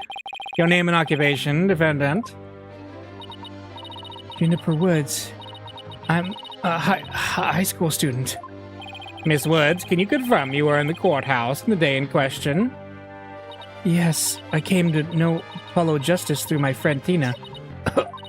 And so I was there yesterday. And to watch his trial and lend my support. Something's wrong. Junie's really scared. Did you know I'm also known as the defendant humiliator? It looks like I have yet another chance to show everyone how I earned that moniker. God, this arrogance know no bounds. I have to protect Junie no matter what. Hey, you arrogant, Prosecutor Payne. What is it? You want me to demonstrate why I'm known as the Rookie Humiliator instead? Deep breaths, Athena. Don't let him get to you. Prosecutor Payne, Junie is telling the truth. Mr. Justice also backed up her claim when we saw him in the defendant lobby. And Junie, he said that he was glad to get the lotus root you gave him, too. He was? My grandma says lotus root is good for your eyes. She says they can even help you see into the future. They can? Well, then that's the perfect present for a lawyer. And if that's true, I guess he must not have eaten them. A sweet, meek girl like this, blowing a courtroom to bits? I must say it's very hard to believe. Now, Your Honor, don't let her seemingly innocent appearance fool you. The defendant had a motive for committing this crime. That's not true. I don't have any kind of motive. And I didn't even know the lady who was killed. I admit the investigation didn't turn up any connection between the victim and defendant. However, that doesn't matter. The only thing that does is that her objective was the destruction of courtroom number 4 itself. Oh. Hey, what's that supposed to mean? Why in the world would Miss Woods want to do that? That's a very good question, coming from a novice such as yourself. But first, a question for the defendant. Have you ever been brought up on false charges? What? Why, yes. Yes, I have. And did that experience cause you to harbor a grudge against the court system? Now, wait just 1 minute. If that kind of thing was a motive for blowing things up, then every one of our clients would turn into bombers. That's a valid point. We wouldn't have a single courthouse left standing in the land. I can see the accused isn't the only one who might bear resentment against the courts. But Miss Woods is the only person who could have committed this crime. Why? Because we have found some decisive evidence that proves the defendant's guilt. Decisive, huh? I'll believe it when I see it. It involves a very unique aspect of the bomb itself, Your Honor. And what exactly was so unique about it? Why don't we have Miss Sykes answer that question? Huh? Me? I noticed that you appear to be very nervous, and, well, gentleman that I am, I'd like to offer you the chance to gain some confidence with such an easy question. Could he be any more condescending? Really? What a thoroughly unpleasant man. L is for loser. Humph! What did he just say? Nothing. Not a single thing. Now, let's see. What was I supposed to do at a time like this? Oh, I know. The court record. All right, let's see. Yeah, the bomb was hidden inside an animal. And then the victim is can disarm. More like can't disarm, right? Age 27. All right. The information I need is somewhere in the court record. All right, Miss Sykes, let's hear your answer. What was unique about the bomb that blew up the courtroom? Was it because it was in Apollo's briefcase, in the judge's pocket, inside a stuffed animal? Yeah. Mr. Payne, what kind of simpleton do you take me for? It was stuffed inside a stuffed animal. Its evil intentions covered up by a cute exterior. Very good. Have a cookie. The bomb that went off in the courtroom was indeed hidden inside a stuffed animal. There, how do you like that? Not bad, huh?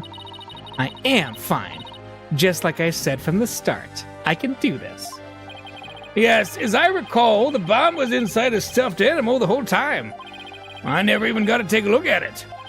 But what connection does this impish elephant have with the defendant? The answer to that question lies in another piece of evidence, which I have here. And what, pray tell, is this? It appears to be a little singed. It's a tail, Your Honor. The tail of a poor victim of the explosion. This is incredible. Are you saying it's Detective Arm's tail? Your Honor, it's so very close, but no. It belongs to this stuffed animal. Miss was a saying? It's called the Phony Fanty. A rather unpleasant name, if you ask me. He's the mascot for a campaign to eliminate false evidence and false charges, is he not? Exactly. His motto is phony evidence is just trunked up. That's so wrong on so many levels. The Phony Fanty's tail is made of vinyl cloth, and we found something very interesting on its surface. The defendant's fingerprints. What? The Phony Fanty provided the prosecution with all the evidence that we needed. It clearly proves that the accused handled the bomb. Oh. Ho ho ho.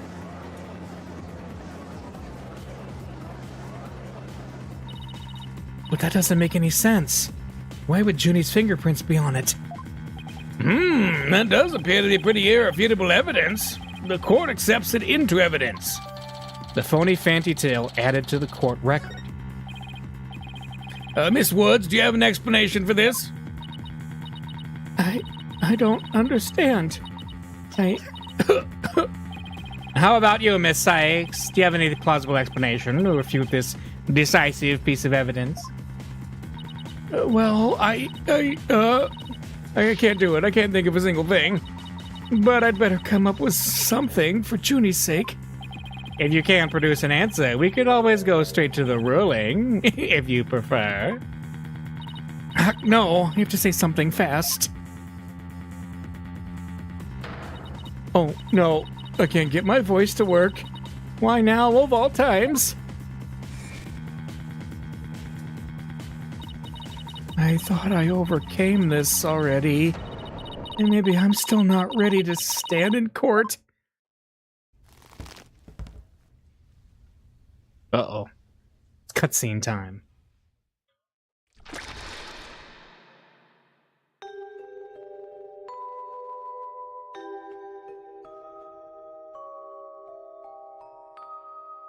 A bloody katana.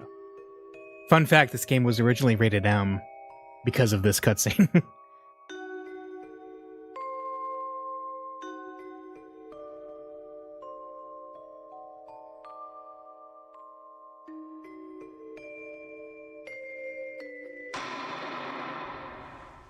As you can see, there is no room for debate. Objection! Why, it's you!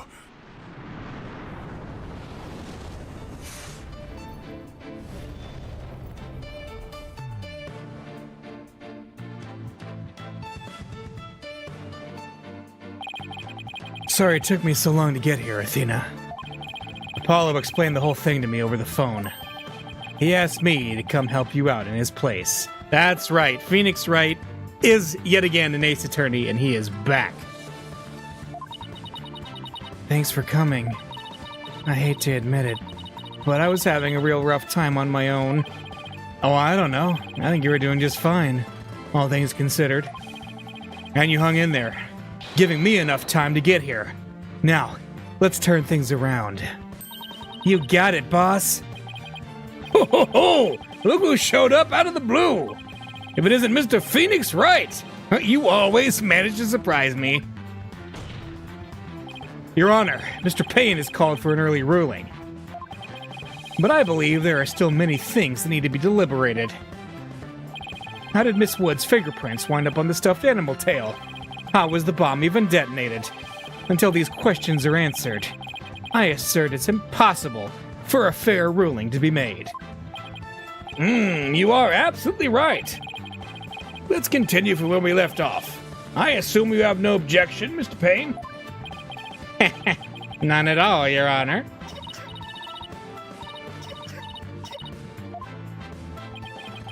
Miss Woods really looks like she's having a hard time. Junie's really struggling, Mr. Wright. I get the sense she's afraid of the courtroom itself. Because of yesterday? Yeah, it was understandably very traumatic for her. Poor thing. And here she is, back at the courthouse again, being so brave. I'd like to make a request, Your Honor. If at all possible, I'd like to have Miss Woods rest in the lobby. Given the defendant's condition. Very well, I grant special permission.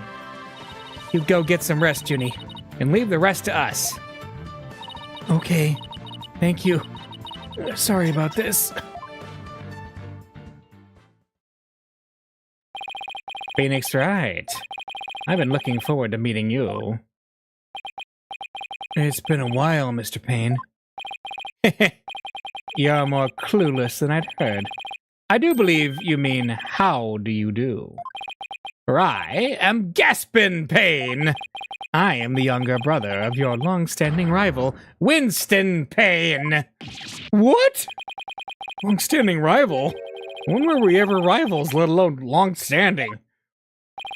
You'll see, Mr. Wright. I will cleanse Winston of the disgrace he met with at your hands. Looks like this royal pain is going to be as thoroughly unpleasant as the other. Your Honor, the prosecution would now like to call a decisive witness to the stand. This witness will testify as to how the accused detonated the bomb in the courtroom. Very well. Please call your witness, Mr. Payne.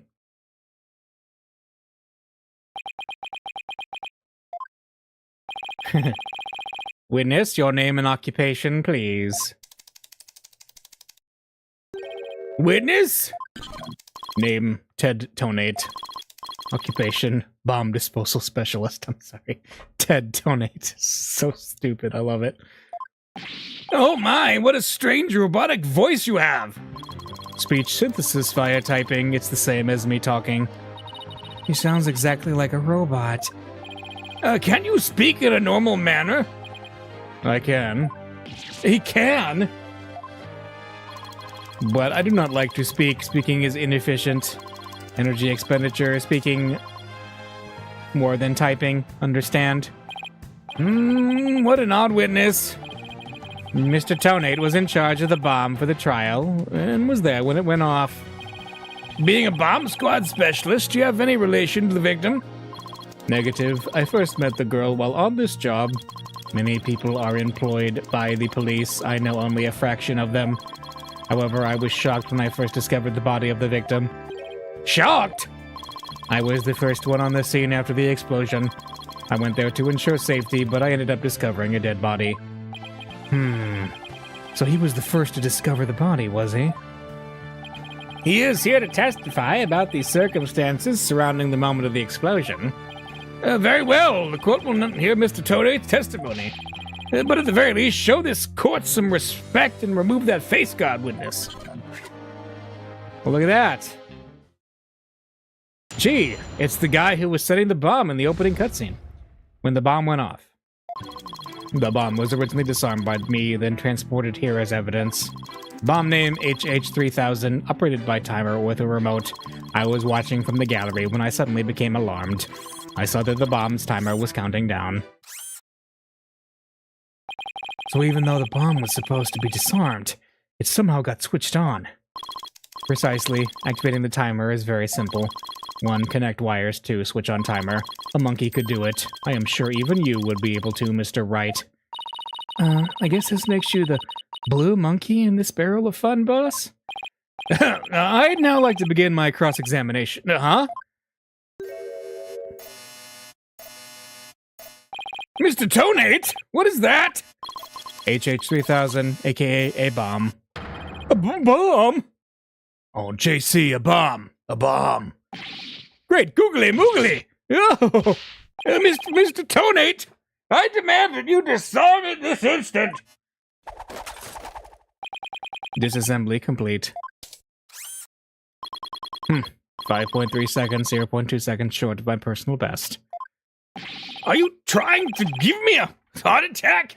I'm not exactly a spring chicken, you know. This is an exact replica of the HH3000. It is used to practice disarming bombs. Disarm equals success. Explosion equals failure. An exact replica of the bomb that exploded, is it? So that's what it looked like. I submitted a photograph of the real bomb taken just before the trial. Ah. Dimensions. 10 inches height. by 10 inches wide by 10 inches in dimension, weight 12 pounds, a perfect replication. Your bomb does appear to be a very good copy indeed. Yes, however, I could not replicate the detonation mechanism. It has a very puzzling writing setup. It is, regrettably, I could not replicate it. Witness, that's enough. There's no need to replicate anything here. All right. It was hidden inside a stuffed animal and can be detonated remotely, so we updated that. Got it. And now the defense would begin their cross-examination. Huh? Where's Miss Sykes gone to? Athena, you can come out now. Oh, okay, Mr. Wright. Let's get to work. I guess you were pretty scared, huh? What? I don't know what you're talking about. He was about to bolt. Hey, put a sock in it, Widget. As transparent as ever. Now, let's see. Where were we? We were at the cross-examination. Oh, cross-examination, of course. She seems disoriented. I wonder if she's all right. Maybe I should ask Athena if she remembers how to cross-examine. No, we'll know it.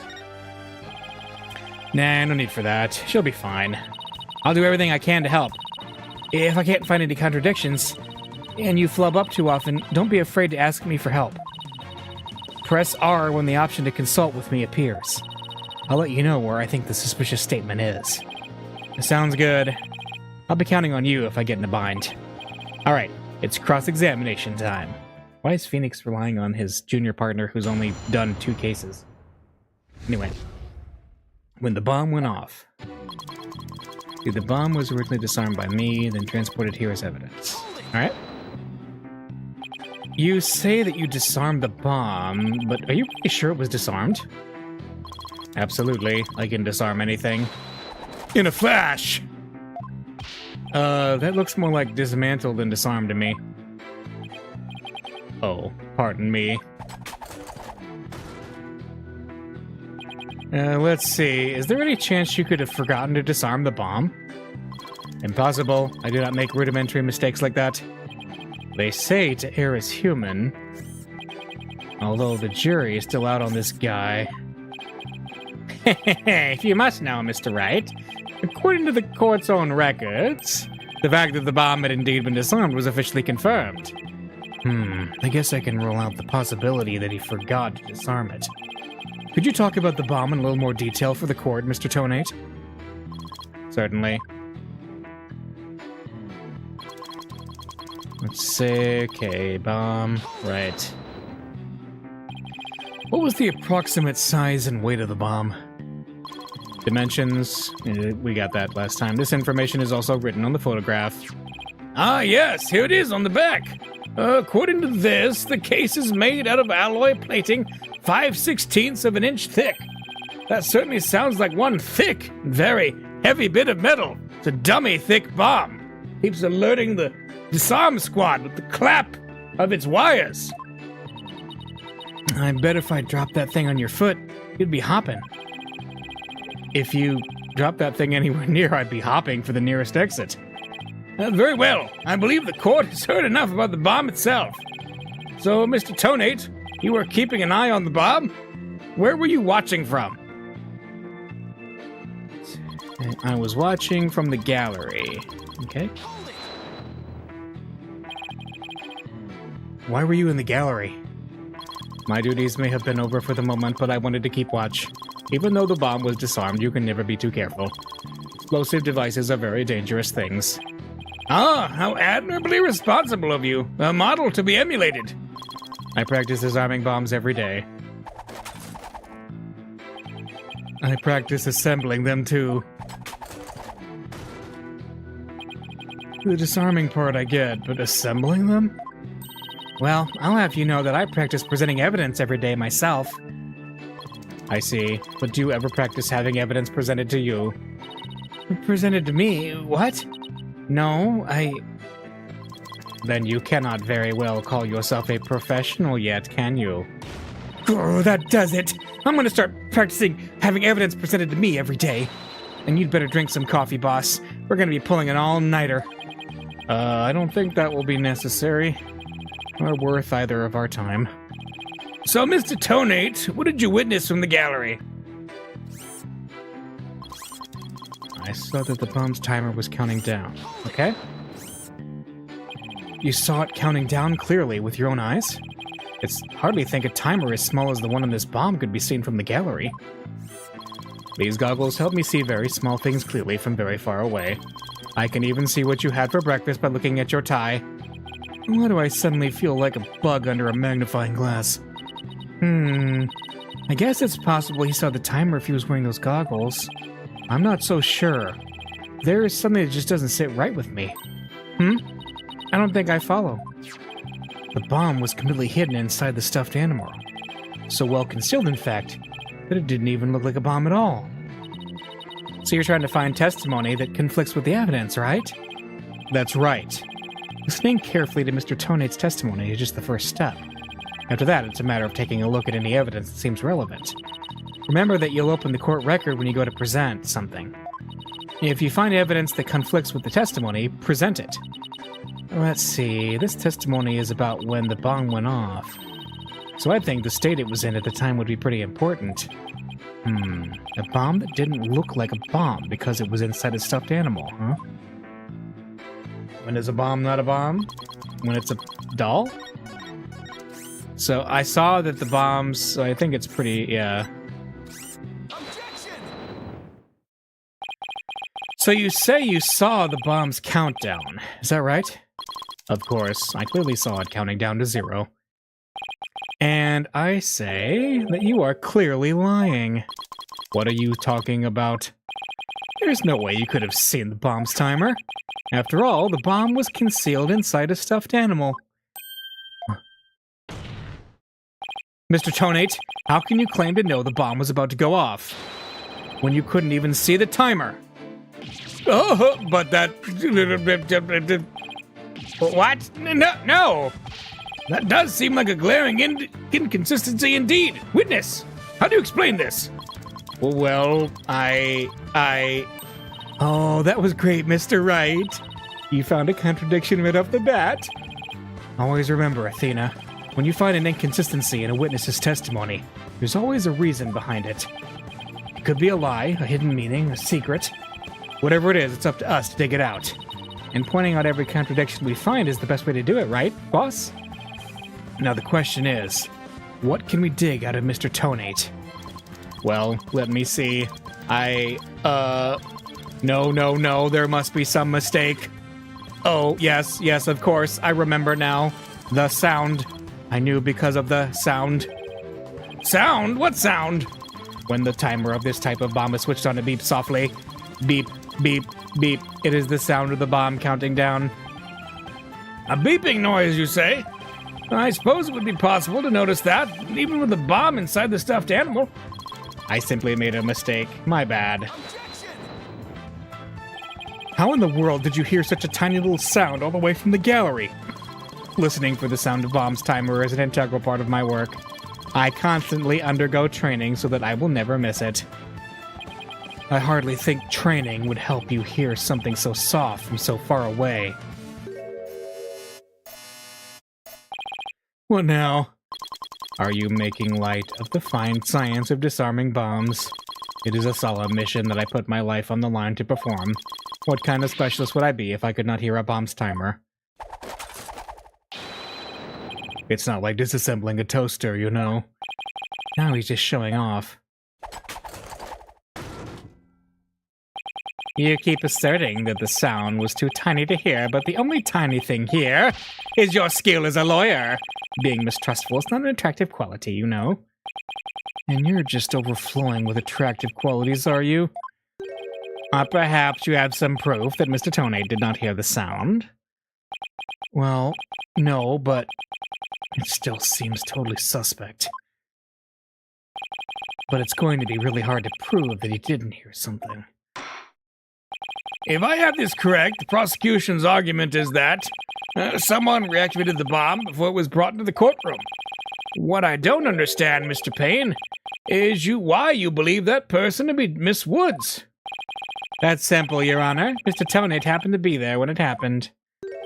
He was there when the defendant rearmed the bomb. What's this now? It happened before the trial started.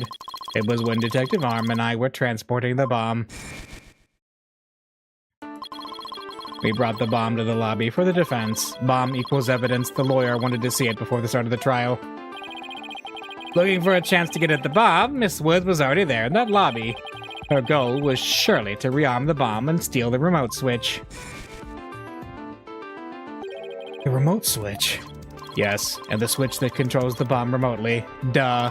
It has been missing ever since the incident. Missing remote switch added to the court record.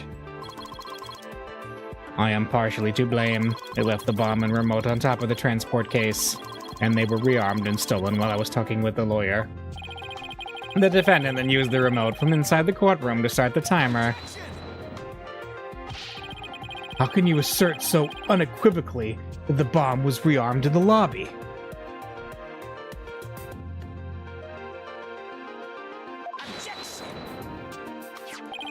The bomb was safely secured in the transport case. The only time that it was outside of the case was in that lobby. Therefore, that was the one and only opportunity anyone had to meddle with it. Someone other than Mr. Tonade could have opened the case and taken the bomb out. Impossible. The transport case is assigned exclusively to me. Do you see this number here? That is my identification number. So L10015R. And I have the only key that can open the case. Bomb transport case added to the court record. Cool. Nevertheless, Mr. Payne's assertion is nothing more than conjecture. You have no proof that it was Miss Woods who stole the remote switch. And by the same token, you have no proof that it wasn't her. But what I do have is a piece of evidence that proves the defendant handled the bomb. Oh, that tail! 5 minutes, 24 seconds, 2.3 decaseconds. The defense's advantage lasted a mere 5 minutes. Ugh, talk about a rotten hand. As long as they have her fingerprints as their trump card, I'm at a big disadvantage. It appears we will have to hear from the defendant herself once more. I wholeheartedly agree, Your Honor. I would like to recall Miss Woods to the stand. I trust you have no objections, Mr. Wright. I'm worried about her condition, but we do need her testimony. On the other hand, I'm not sure I want to make Athena mad. I can read your feelings, you know, boss. Guess there's no hiding from her, huh? Don't worry, I know we need her testimony. But if anybody picks on her again, they'll pay. Guess she's already at anger level 1. Don't worry. I'll stop the proceedings before I let anything bad happen to her. The defense has no objections, Your Honor. In that case, I will take my leave. But before I do, there is just one more thing, Mr. Wright. Is it? Me? Yes? Dismantling bombs is my job. Dismantling the case is yours. Do you think you can handle it? I look forward to seeing you try. This guy is hiding something. I just know it. Now, if you will excuse me. He's off, is he? Bailiff, please go out to the lobby and bring back the defendant. I think we'll go a little bit more before I close for the night here. Junie. Hi, Athena. She looks even worse off than before. Don't worry, Junie. We're here for you. Thanks, Athena. And I'll do my best, too. You blew up the courtroom because you bear resentment against the courts, correct? No, of course not. What's that you say? I can barely hear you. I haven't done anything wrong. This prosecutor's scary. What an impudent little girl. Stop acting innocent and tell the truth. This is getting ugly. You rearmed the bomb because you wanted to blow up the courthouse. Admit it. That's why you went to the lobby where Mr. Justice was, isn't that right?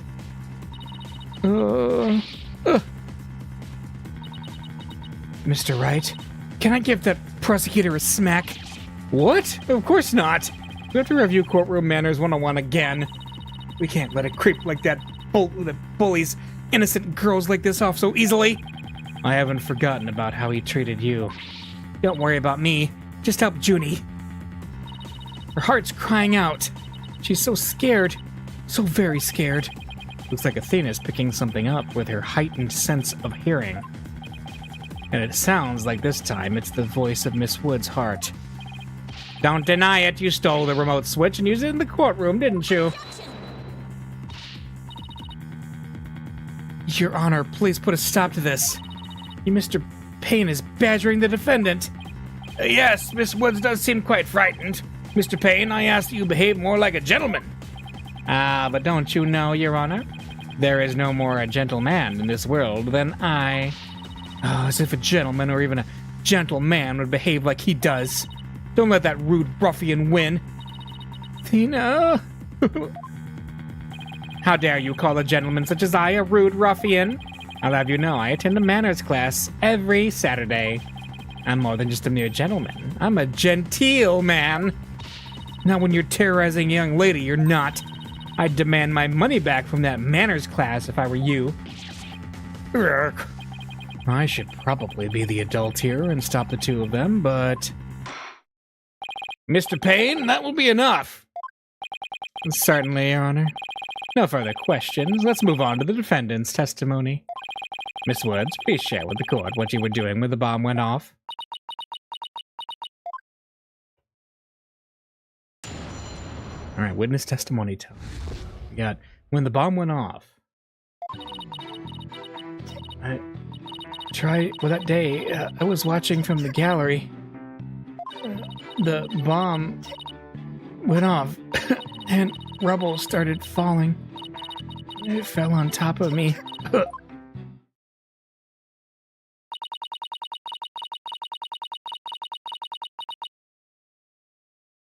Junie's clearly in pain, being forced to recall the bombing like this. She can't even get her words out. This isn't going to work. So what now? Oh, hey, wait a minute. Even if she can't vocalize what she wants to say, we can listen to what's inside her heart. Yes, now's the perfect time to use Athena's power. That's right. Athena does, in fact, have her own power. You can hear it, can't you, Athena? The cries of Miss Wood's heart? Yes, and they sound incredibly strained. She's so scared, I think she could collapse at any second. Athena has a unique ability, you see. With her finely tuned sense of hearing, she can hear the words of a witness's heart. In essence, she can sense how a person is really feeling from the tone of their voice. I guess it's all up to Athena and her special ability now. Athena, I want you to use the analytical psychology you studied, and listen to the testimony of Miss Wood's heart. Okay, boss. I'll give it a go. After all, this is the whole reason I put all that effort into studying analytical psychology. Of Gates, let's do this!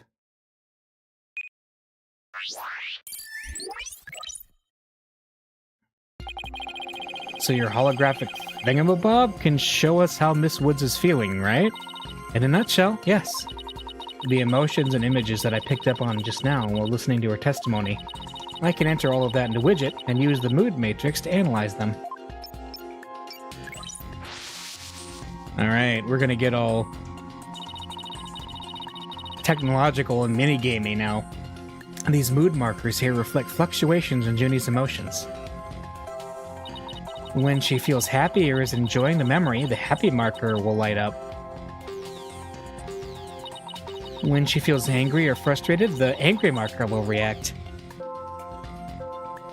When she feels sadness or is frightened by a memory, the sad marker will blink. And when she feels surprised or confused, the surprised marker will let us know. So with your special ability in Widget's Mood Matrix program, we can track how Miss Woods is feeling as she testifies. Talk about the wonders of technology. Yep, now let's give it a shot. I'm picking up on some kind of discord or noise in Junie's heart. Alright, noise. See here? This is what the noise looks like in the Mood Matrix. It's a result of inconsistencies between her testimony and her feelings. If we can pinpoint these inconsistencies, the noise level should drop. Okay, it's time to listen to Miss Wood's true testimony.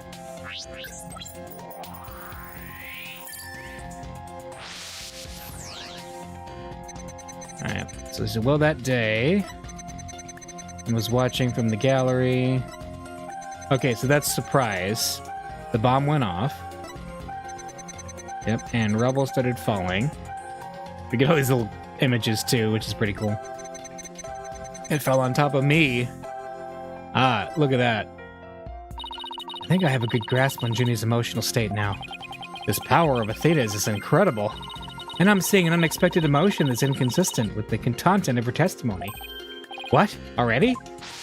Yeah, we saw it too. Right there. It fell on top of me. Look at this. When she says it fell on top of me, the happy marker is reacting. Well, look at that. That is odd.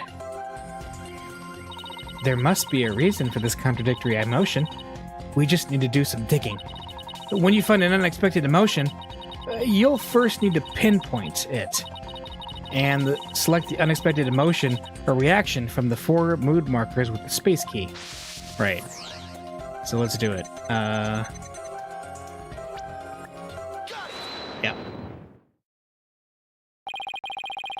Widget is registering joy when Miss Woods recalls the rubble falling on her. There must be a reason for this unexpected emotion. Miss Woods, as the rubble was falling, was there also something that made you feel happy? What? Mr. Wright, feeling of happiness is spreading throughout Junie's heart. Keep going on this point, and I bet Junie will start to calm down. Great. Let's hear what she has to say. Just as I was about to escape the courtroom, the bomb went off. I was so startled. I tripped, and then rubble started falling on top of me. I really thought I was done for. But just then, Apollo came and rescued me. Apollo? He used his own body to shield me from the rubble. So that's when he sustained those injuries. How do you feel, Junie? Did talking about Apollo give you some courage? Yes, Apollo is just like the sun, strong and bright and warm. Just talking about him makes me feel like a leaf undergoing photosynthesis. That's an interesting analogy. And see, your coughing stopped all of a sudden. Oh, you're right. Thank you, Athena. All right, noise level is down to 50%. Looks like we were able to draw out some new testimony. Pretty neat, huh? But there's still some noise left, meaning there must still be some discord in Junie's heart. I guess we'll have to keep going then. Let me input the new information and update the mood matrix, and we'll be good to go. You remember what to do, right? When I find an unexpected emotion, I should first pinpoint it. That's right, and then you select it from the mood markers with the space. If we can find the reason for the discord in her heart,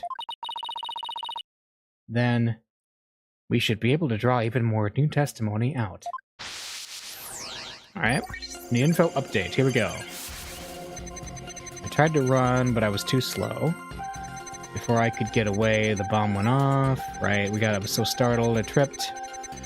Yep. And then this is, I thought I was done for. And here's the new one. But then Apollo came and rescued me. Hang on a second. Why is she sad about that? You were happy when Mr. Justice rescued you, weren't you? Yes, I was really happy. But was there also something you felt sad about at the same time? Sad? The reason I ask is when you were describing how you were rescued, you sensed a little sadness, too. Oh, I think it's probably because of Bum Rap Riney. Bum Rap Riney? Well, what do you know? Something new. That's right. I brought my stuffed animal, Bum Rap Riney, to watch the trial with me. Bum Rap Riney and Phony Fanty are brothers.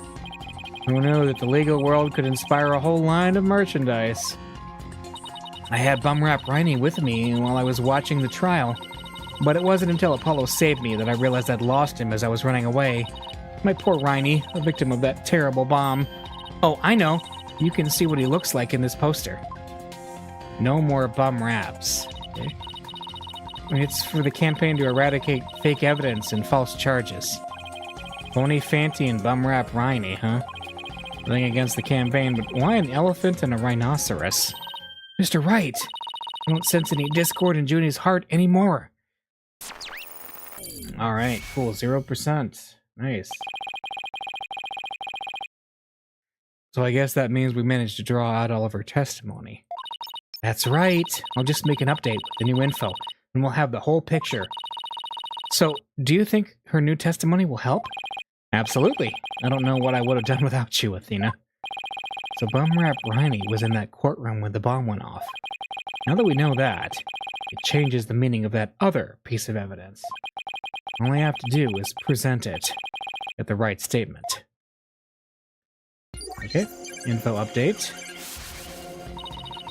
I was watching from the gallery with Bumrap Riney. Hang on a second.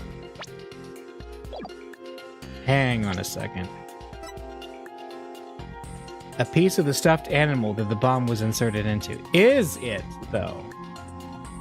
Is it? I'm wondering.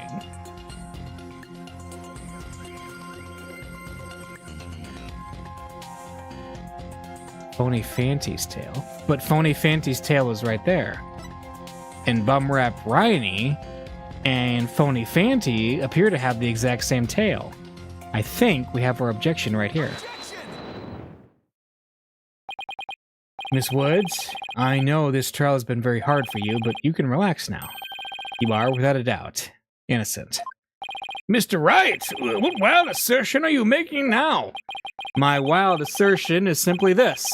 The two stuffed animals were mixed up. The tail the defendant's fingerprints were found on wasn't that of Phony Fanty. It was the tail of her gallery companion, Bumrap Riney. What? What nonsense is that? I can see they're both stuffed animals, yes, but they're completely different characters. An elephant and a rhino. They're as distinct as a defense lawyer and a prosecutor. But are they really so different? Both defense lawyers and prosecutors strive to protect the peace through law. Even elephants and rhinos have some similar characteristics. They're both gray, for example. Anyway, this poster is all I need to prove my assertion to be true. If I may direct the court's attention here, you'll clearly see how the two got mixed up. The tail, right? Well, would you look at that? The two tails are exactly the same. Yes, exactly. The two stuffed animals are based on entirely different animals. But the design of their tails is exactly the same. Ah!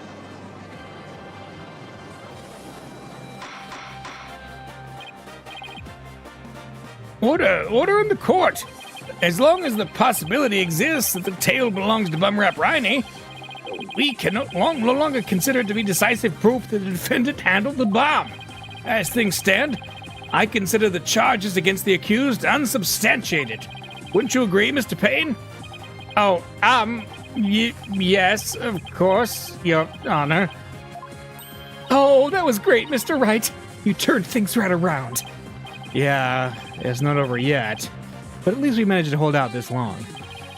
I believe that brings our proceedings for today to a close. Mr. Payne, I'm afraid you have some serious investigating ahead of you. Yes, Your Honor. Very well. Let us reconvene tomorrow. Court is adjourned.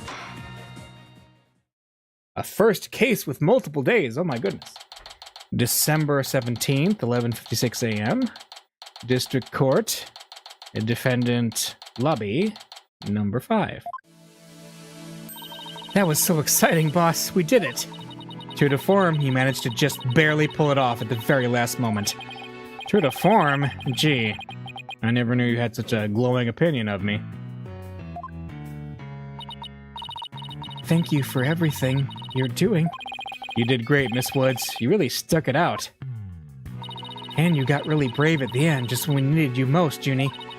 Thanks to you, we were able to turn things around. Well, you were the one who gave me that courage, Thena. Really? Thanks. Just to be honest, was I any help at all? Of course. Without you, we would have never gotten out of that tight spot. That's good to hear. I may still have a lot to learn, but you can bet I'm going to give it my all. I'll be so good that one day you'll call me your partner. That's what I like to hear. Analytical psychology, the ability to solve the riddles of a person's heart. Athena's true potential is beginning to really shine through now. Hey, where's Apollo anyway? Good question. I almost forgot about him. I assumed he'd still be in here in the lobby. Oh, I know. Maybe he's still in courtroom number 4. Courtroom number 4?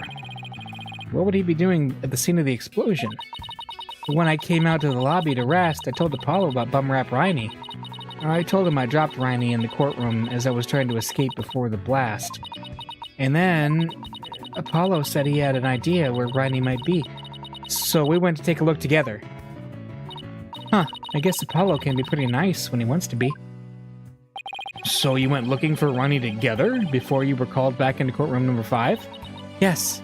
I'd had some time to rest, so I was able to go and look for him. But then they called me into courtroom number 5 to testify. Apollo insisted on staying there, though. With all those injuries, I wonder how he's managing. I think Apollo might have figured something out. I wonder what it was. He told me I'm going to look for evidence to clear your name, Juniper. Or just maybe he found some new piece of evidence. Anyway, we'd better go and get him. Good idea. December 17th, 12:11 p.m., District Court, courtroom number 4.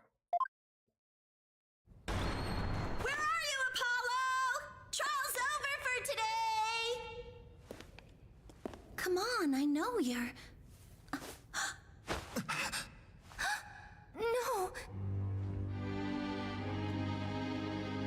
Uh-oh.